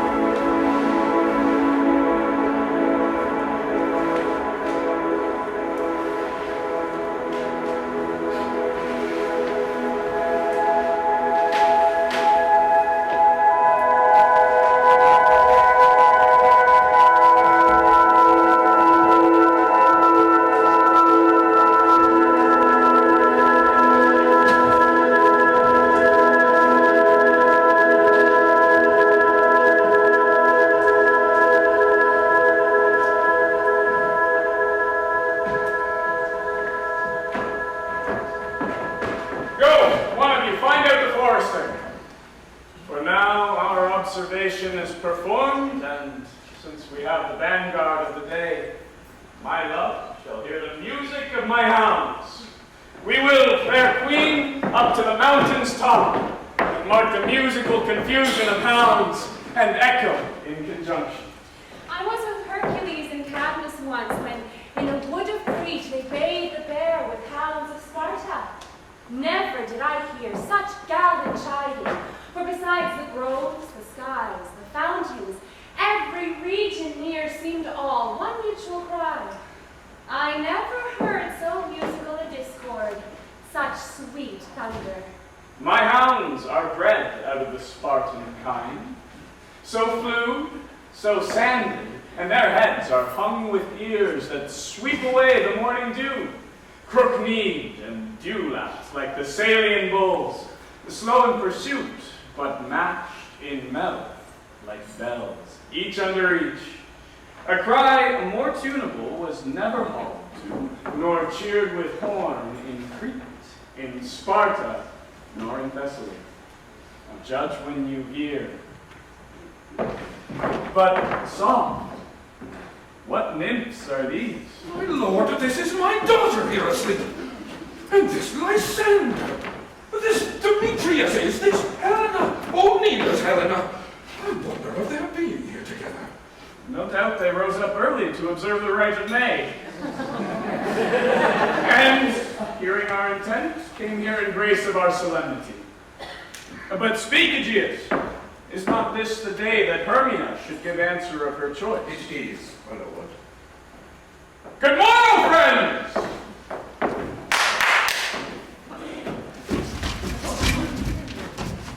St. Valentine is past. Begin these wood birds, but the couple now. Pardon, my lord. I pray you all, stand up. I know you two are rival enemies.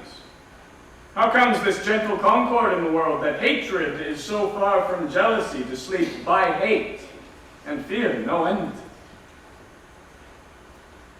My lord, I shall reply amazedly, half sleep, half waking, but as yet, I swear I cannot truly say how I came here.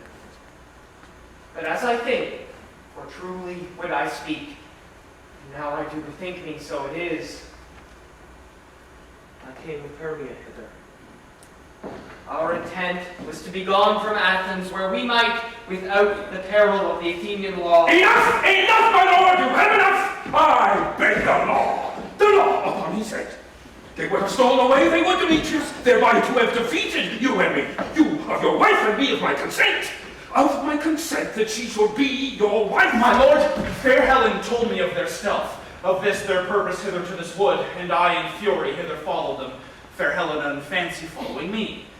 But, my good lord, I would not by what power, but by some power it is. My love to Hermia, melted as the snow, seems to me now as the remembrance of an idol god, which in my childhood I did dote upon, and all the faith, the virtue of my heart, the objects, and the pleasure of mine eye is only Helena. To her, my lord, was I betrothed ere I see Hermia, but like a sickness did I loathe this food, but as in health come to my natural taste. Now I do wish it, love it, long for it, and will forevermore be true to it.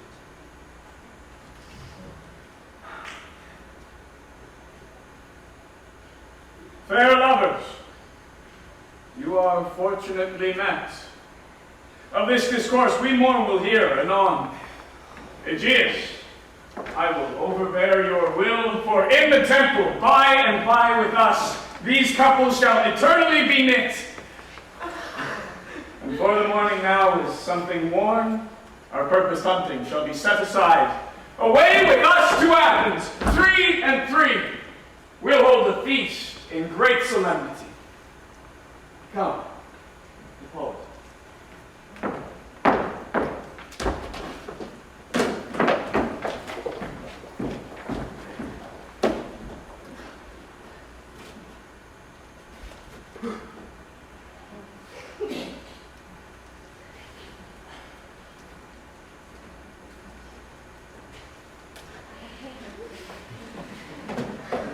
These things seem small and undistinguishable, like far-off mountains turning into clouds. Methinks I see these things with parted eye when everything seems double. So many things.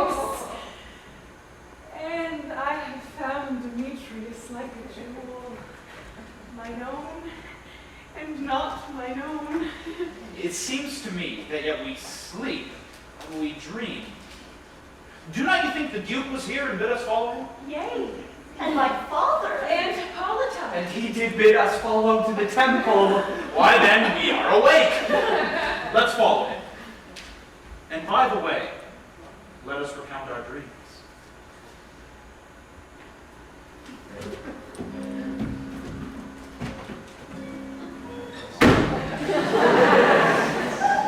When my cue comes, call me and I will answer.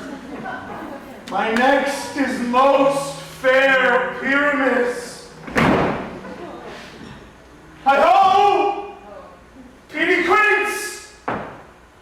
Flutes, bellows, mender! Snout the tinker!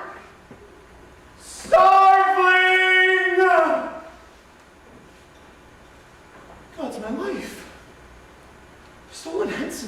asleep.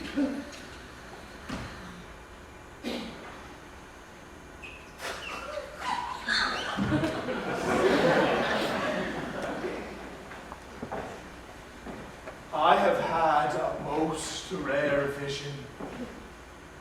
I have had a dream past the wit of man to say what dream it was.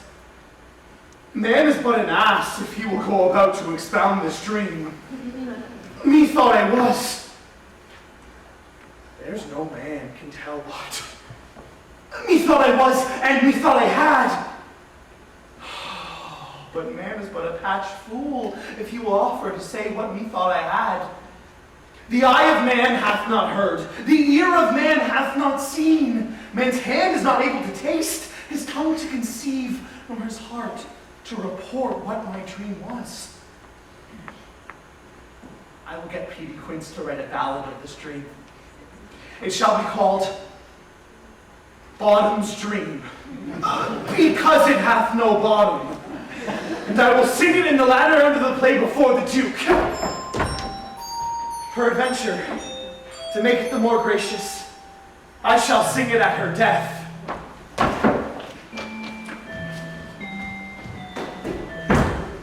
Have you sent to Bottom's house? Is he not home yet? He cannot be heard of. Out of doubt he is transported. If he comes not, the play is marred. It goes not forward. Doth it? It is not possible. You have not a man in all Athens able to discharge Pyramus, but he. No, we had simply the best wit of any handicraft man in Athens. Yea, and the best person too.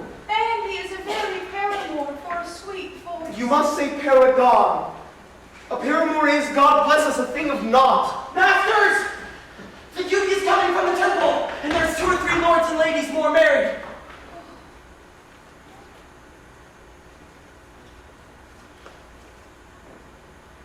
Our sport had gone forward.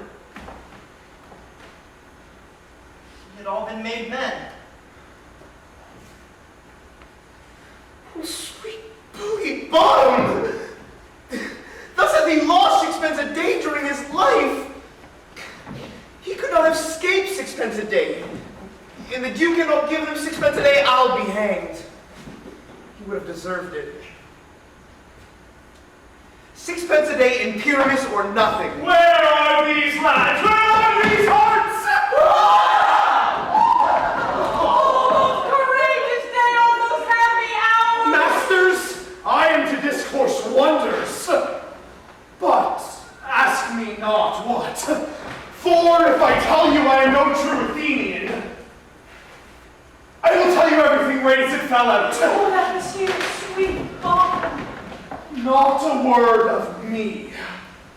All that I will tell you is that the Duke hath dined. Get your apparel together. Good strings to your beards, new ribbons to your pumps. Meet presently at the palace. Every man look o'er his part. For the short and the long is, our play is preferred. In any case, let Thisbe have clean linen, and let not him that plays the lion pare his nails, for they shall hang out to the lion's claws. And, most dear actors, eat no onions nor garlic, for we are to utter sweet breath. And I do not doubt but to hear them say it is a sweet comedy. No more words. Away! Go away!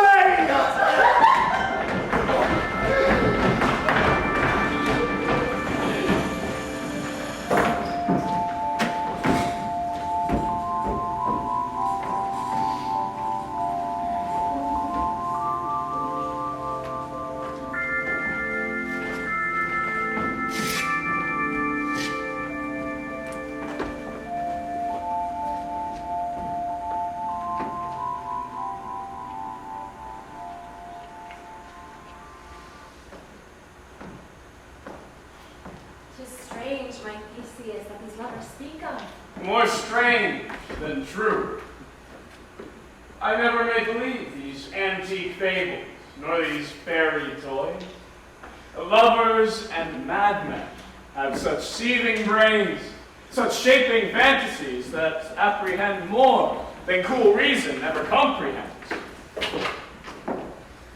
lunatic, the lover, and the poet are of imagination, all compact. One sees more devils than vast hell can hold, that is the madman. The lover, all is frantic, sees Helen's beauty in a brow of Egypt. The poet's eye, in a fine frenzy rolling, doth glance from heaven to earth, from earth to heaven. And as imagination bodies forth the forms of things unknown, the poet's pen turns them to shapes, and gives to airy nothing a local habitation and a name. That such tricks hath strong imagination, that if it would but apprehend some joy, it comprehends some bringer of that joy. Or in night, imagining some fear, how easy is a bush supposed to bear. But all the story of the night told over, and all their minds transfigured so together, more witnesseth the fancy's images, and grows to something of great constancy, but howsoever strange and admirable. Here come the lovers, full of joy and mirth. Joy, gentle friends, joy and fresh days of love accompany your hearts. More than to us wait in your royal walks, your board, your bed.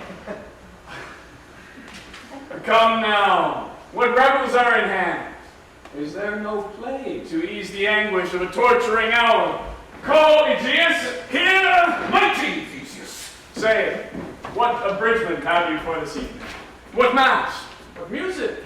How shall we beguile the lazy time, if not with some delight? There is a brief how many sports are right. Make choice of which your highness will see first.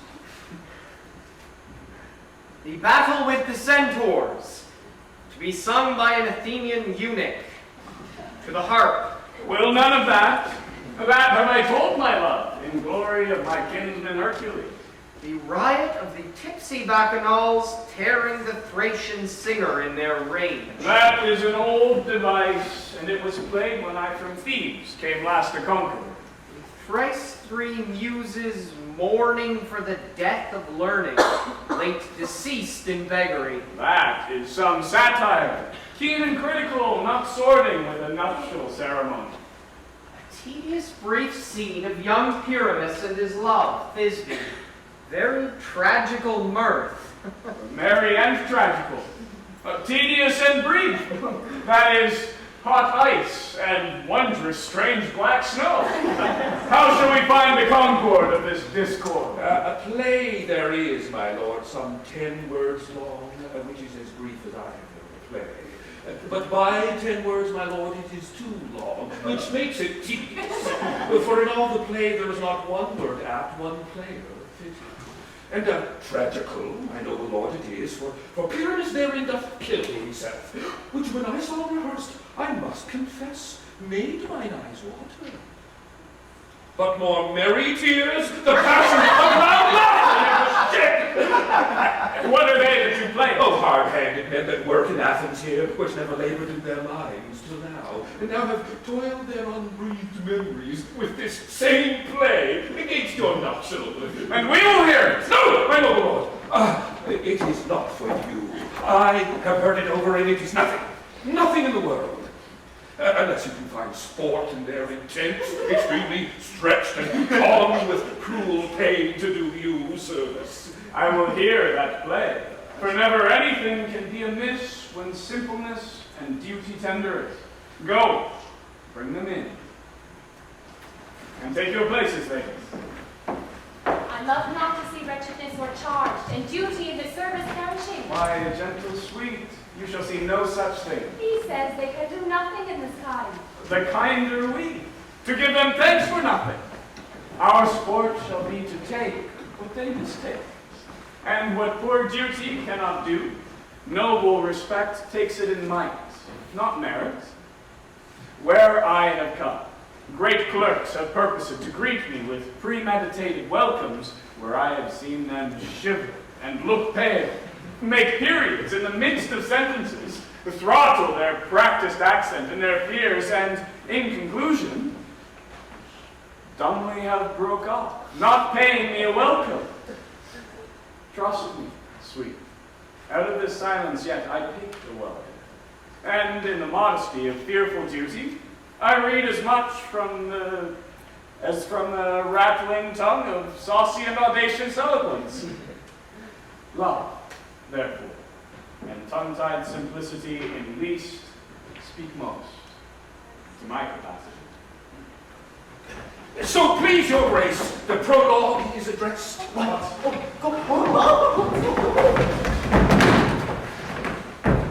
Let her approach.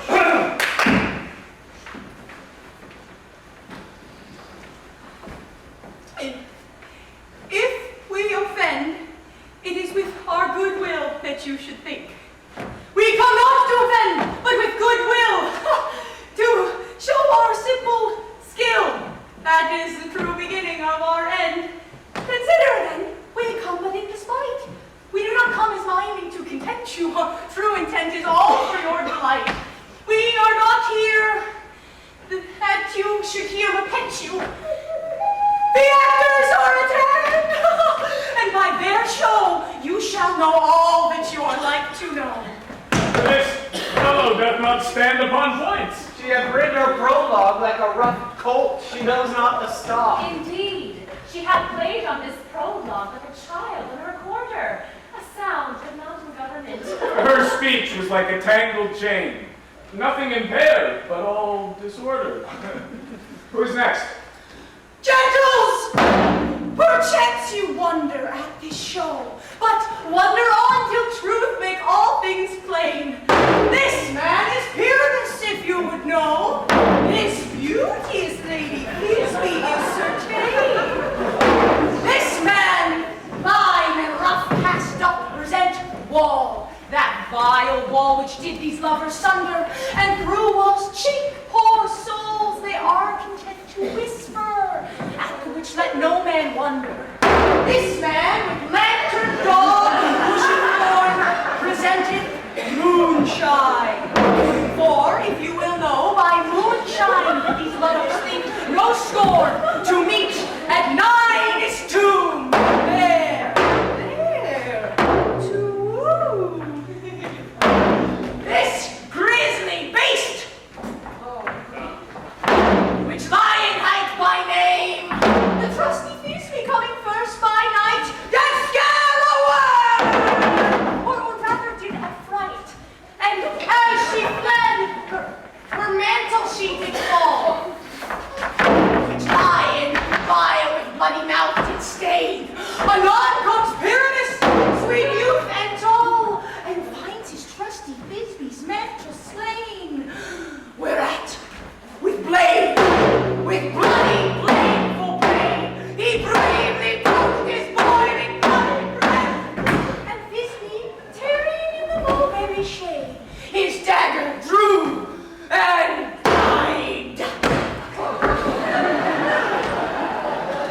For all rest let fly in moonshine wall and lovers twain, at large discourse, while here they do remain.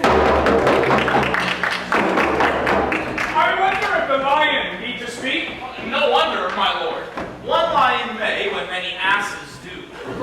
In this same interlude it doth befall that I, one Snout by name, present a wall. And such a wall as I would have you think that had in it a crannied hole or chink, through which the lovers, Pyramus and Thisbe, did whisper often, very secretly, this loam, this rough cast, and this stone doth show that I am that same wall.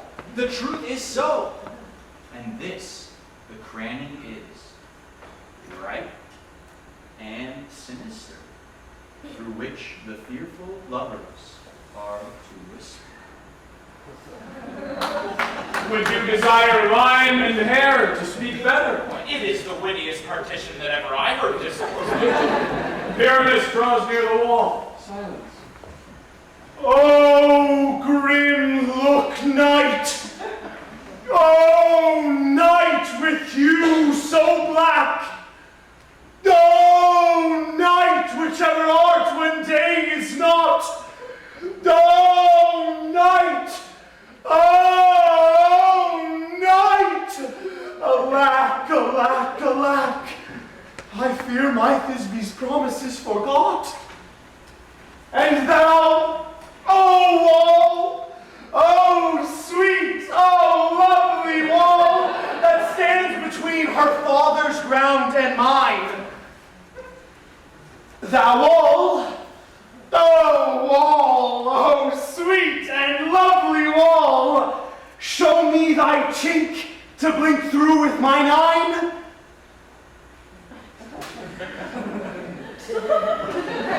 Thanks, courteous wall. Jove shield thee well for this. But what see I? No Thisbe do I see. Oh, wicked wall, through whom I see no bliss. Cursed be thy stones for thus deceiving me. The wall, methinks, being sensible, should curse again. No, in truth, sir, he should not. Deceiving me is Thisbe's cue. She is to enter now, and I am to spy her through the wall. You shall see, it will fall pat as I told you. Yonder she comes!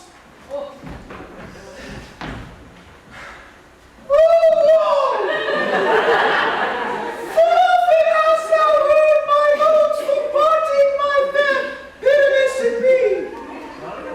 My chilly lips have often kissed thy stones. Thy stones with lime and hair knit up in me. I see a voice. Now will I to the chink to spy, and I can hear my Thisbe's face. Thisbe! My love! My love, I think what thou wilt, I am thy lover's grace, and like Lysander am I trusty still. And I like Helen to the fates me kill. But not Shaftless to Procris was so true. Shaftless to Procris? I to you! Oh, kiss me through the hole in this vile wall.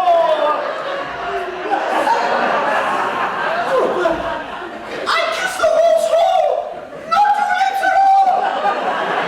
Oh, wilt thou release me straightway? My life tighten, I come without delay.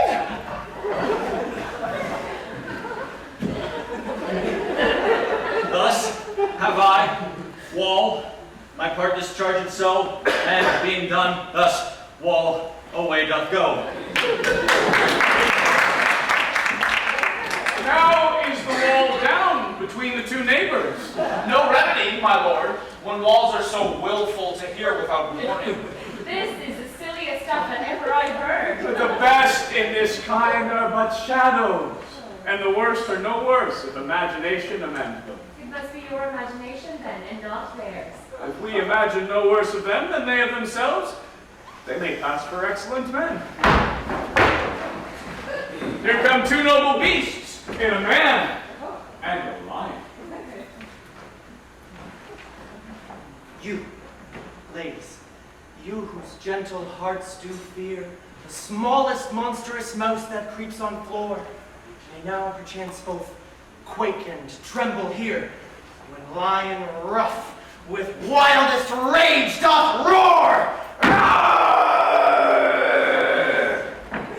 Then know that I, Snug the joiner, am a lion fell, nor else no lion's dam. For if I should as lion come in strife into this place, 'twere pity on my life.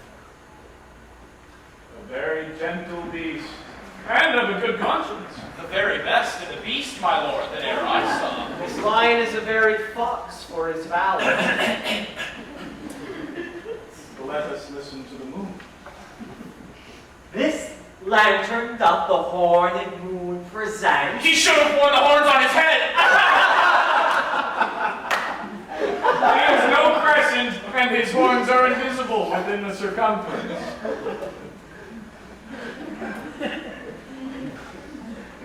This lantern doth the horned moon present. Myself the man in the moon do seem to be. This is the greatest error of all the rest. The man should be put into the lantern. How is it else the man in the moon? Well, he dares not come there for the candle, for you see, it is already ensnuffed. I am weary of this moon. What you would change? Proceed, moon. All that I have to say is to tell you that the lantern is the moon. I, the man in the moon, this thorn bush, my thorn bush, and this dog, my dog. Why, all these should be in the lantern, for all these are in the moon. Oh, but silence, here comes Thisbe. This is old Minnie's tomb. Where is my love?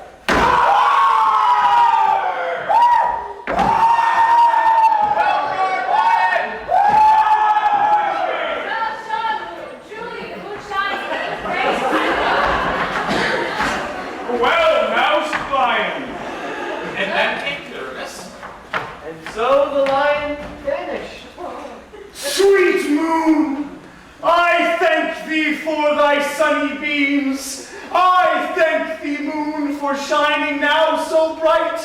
For by thy gracious, golden, glittering gleams, I trust to take of truest Thisbe sight. But stay, oh spite! But mark, poor night, what dreadful dole is here? Eyes, do you see? How can it be? Oh, dainty duck! Oh, dear! Thy mantle good, what? Stained with blood? Approach, ye furies fell! Oh, fates, come! Come! Cut thread and thrum! Quail! Crush! Conclude and quell! This passion and the death of a dear friend would go near to make a man look sad. She drew my heart, but I pity the man. Oh, wherefore need shouldst thou lion's frame, since lion vile hath here devoured my dear, which is, no, which was, the fairest dame that lived, that loved, that liked, that looked with cheer. Come, tears, confound, out, sword, and wound the pap of Pyramus, I, that left pap where heart doth hop. Thus die I, thus.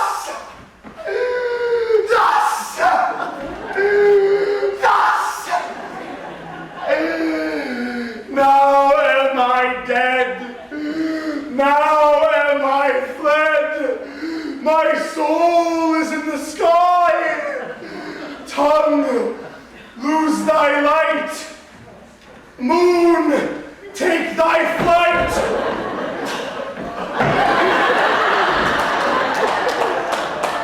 Now die, die, die, die, die!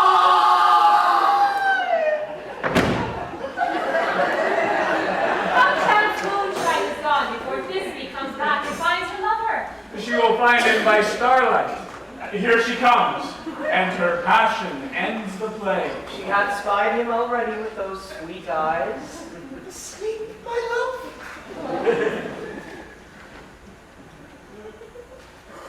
What did I do? Oh, Pyramus, arise! Speak! Speak! Quite dumb? Dead? Dead? A tomb must cover thy sweet eyes. These lily lips. This cherry nose. These yellow calcium cheeks are gone. Oh, God. Lovers make moan. His eyes were green as leeks. Oh, sisters three, come to me with hands as pale as milk. Lay them in gorsets you have shore with shears as thread of silk. Tongue not a word,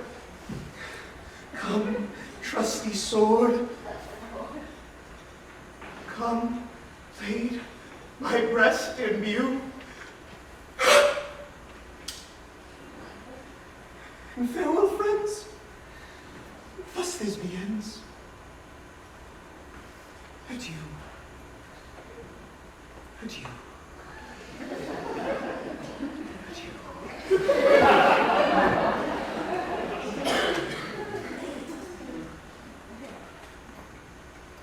Moonshine and lion are left to bury the dead. Aye, wall too. No! I assure you, the wall is down that part of their fathers. Will it please you to see the epilogue, or to hear a burgomaster dance between two of our company? No epilogue, I pray you.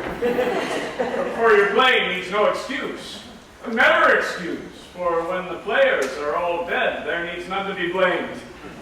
Mary, if she that had written had played Pyramus and hanged herself in Thisbe's garter, it would have been a fine tragedy. And so it is. True. And very notably discharged. But come, your burgomaster, let your epilogue alone.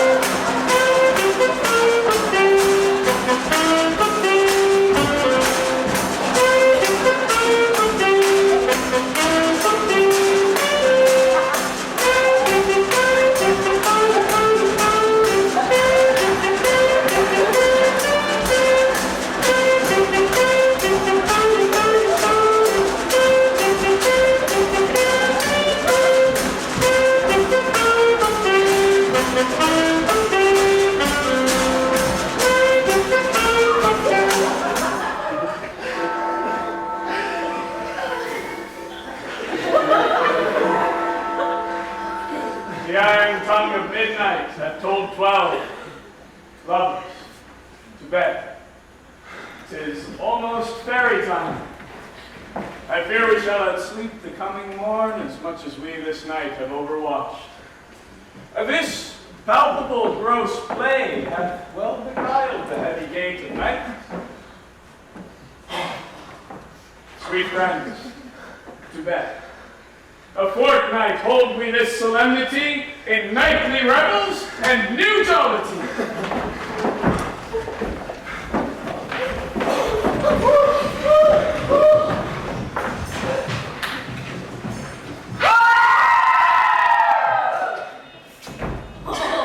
Now the hungry lion roars, and the wolf behowls the moon, whilst the heavy plowman snores, all with the weary task fordone. Now the wasted brands do glow, whilst the screech owl, screeching loud, puts the wretch that lies in woe in remembrance of a shroud. Now it is the time of night, that the graves all gaping wide, everyone lets forth his sprite, and the churchway pass to glide. And we fairies that do run by the triple Peckett's team, from the presence of the sun, following a darkness like a dream, now are frolic.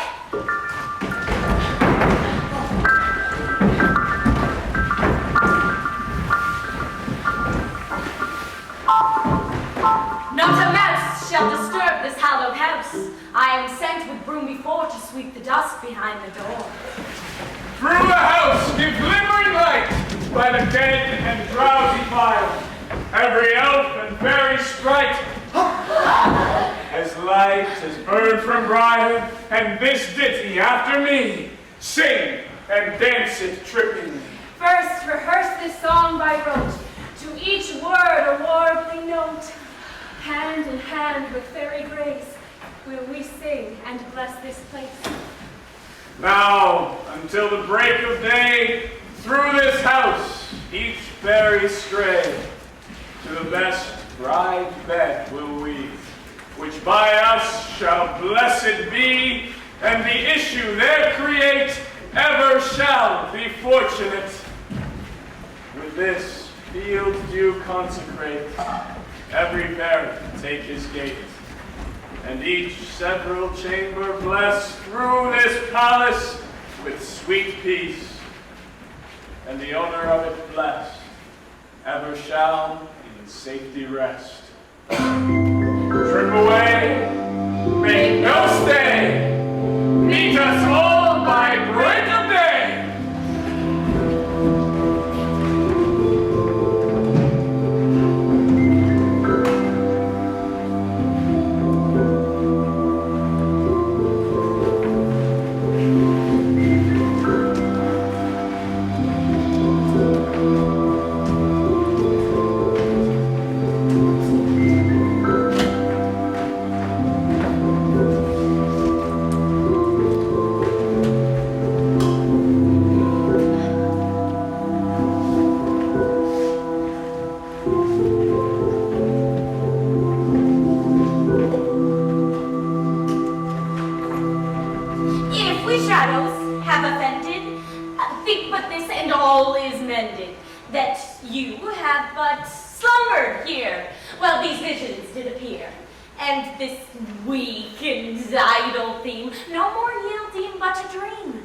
Gentles, do not reprehend. If you pardon, we will mend. And as I am an honest Puck, if we have unearned luck now to escape the serpent's tongue, we will make amends ere long, else the Puck a liar call. So, good night unto you all. Give me your hands if we be friends, and Robin,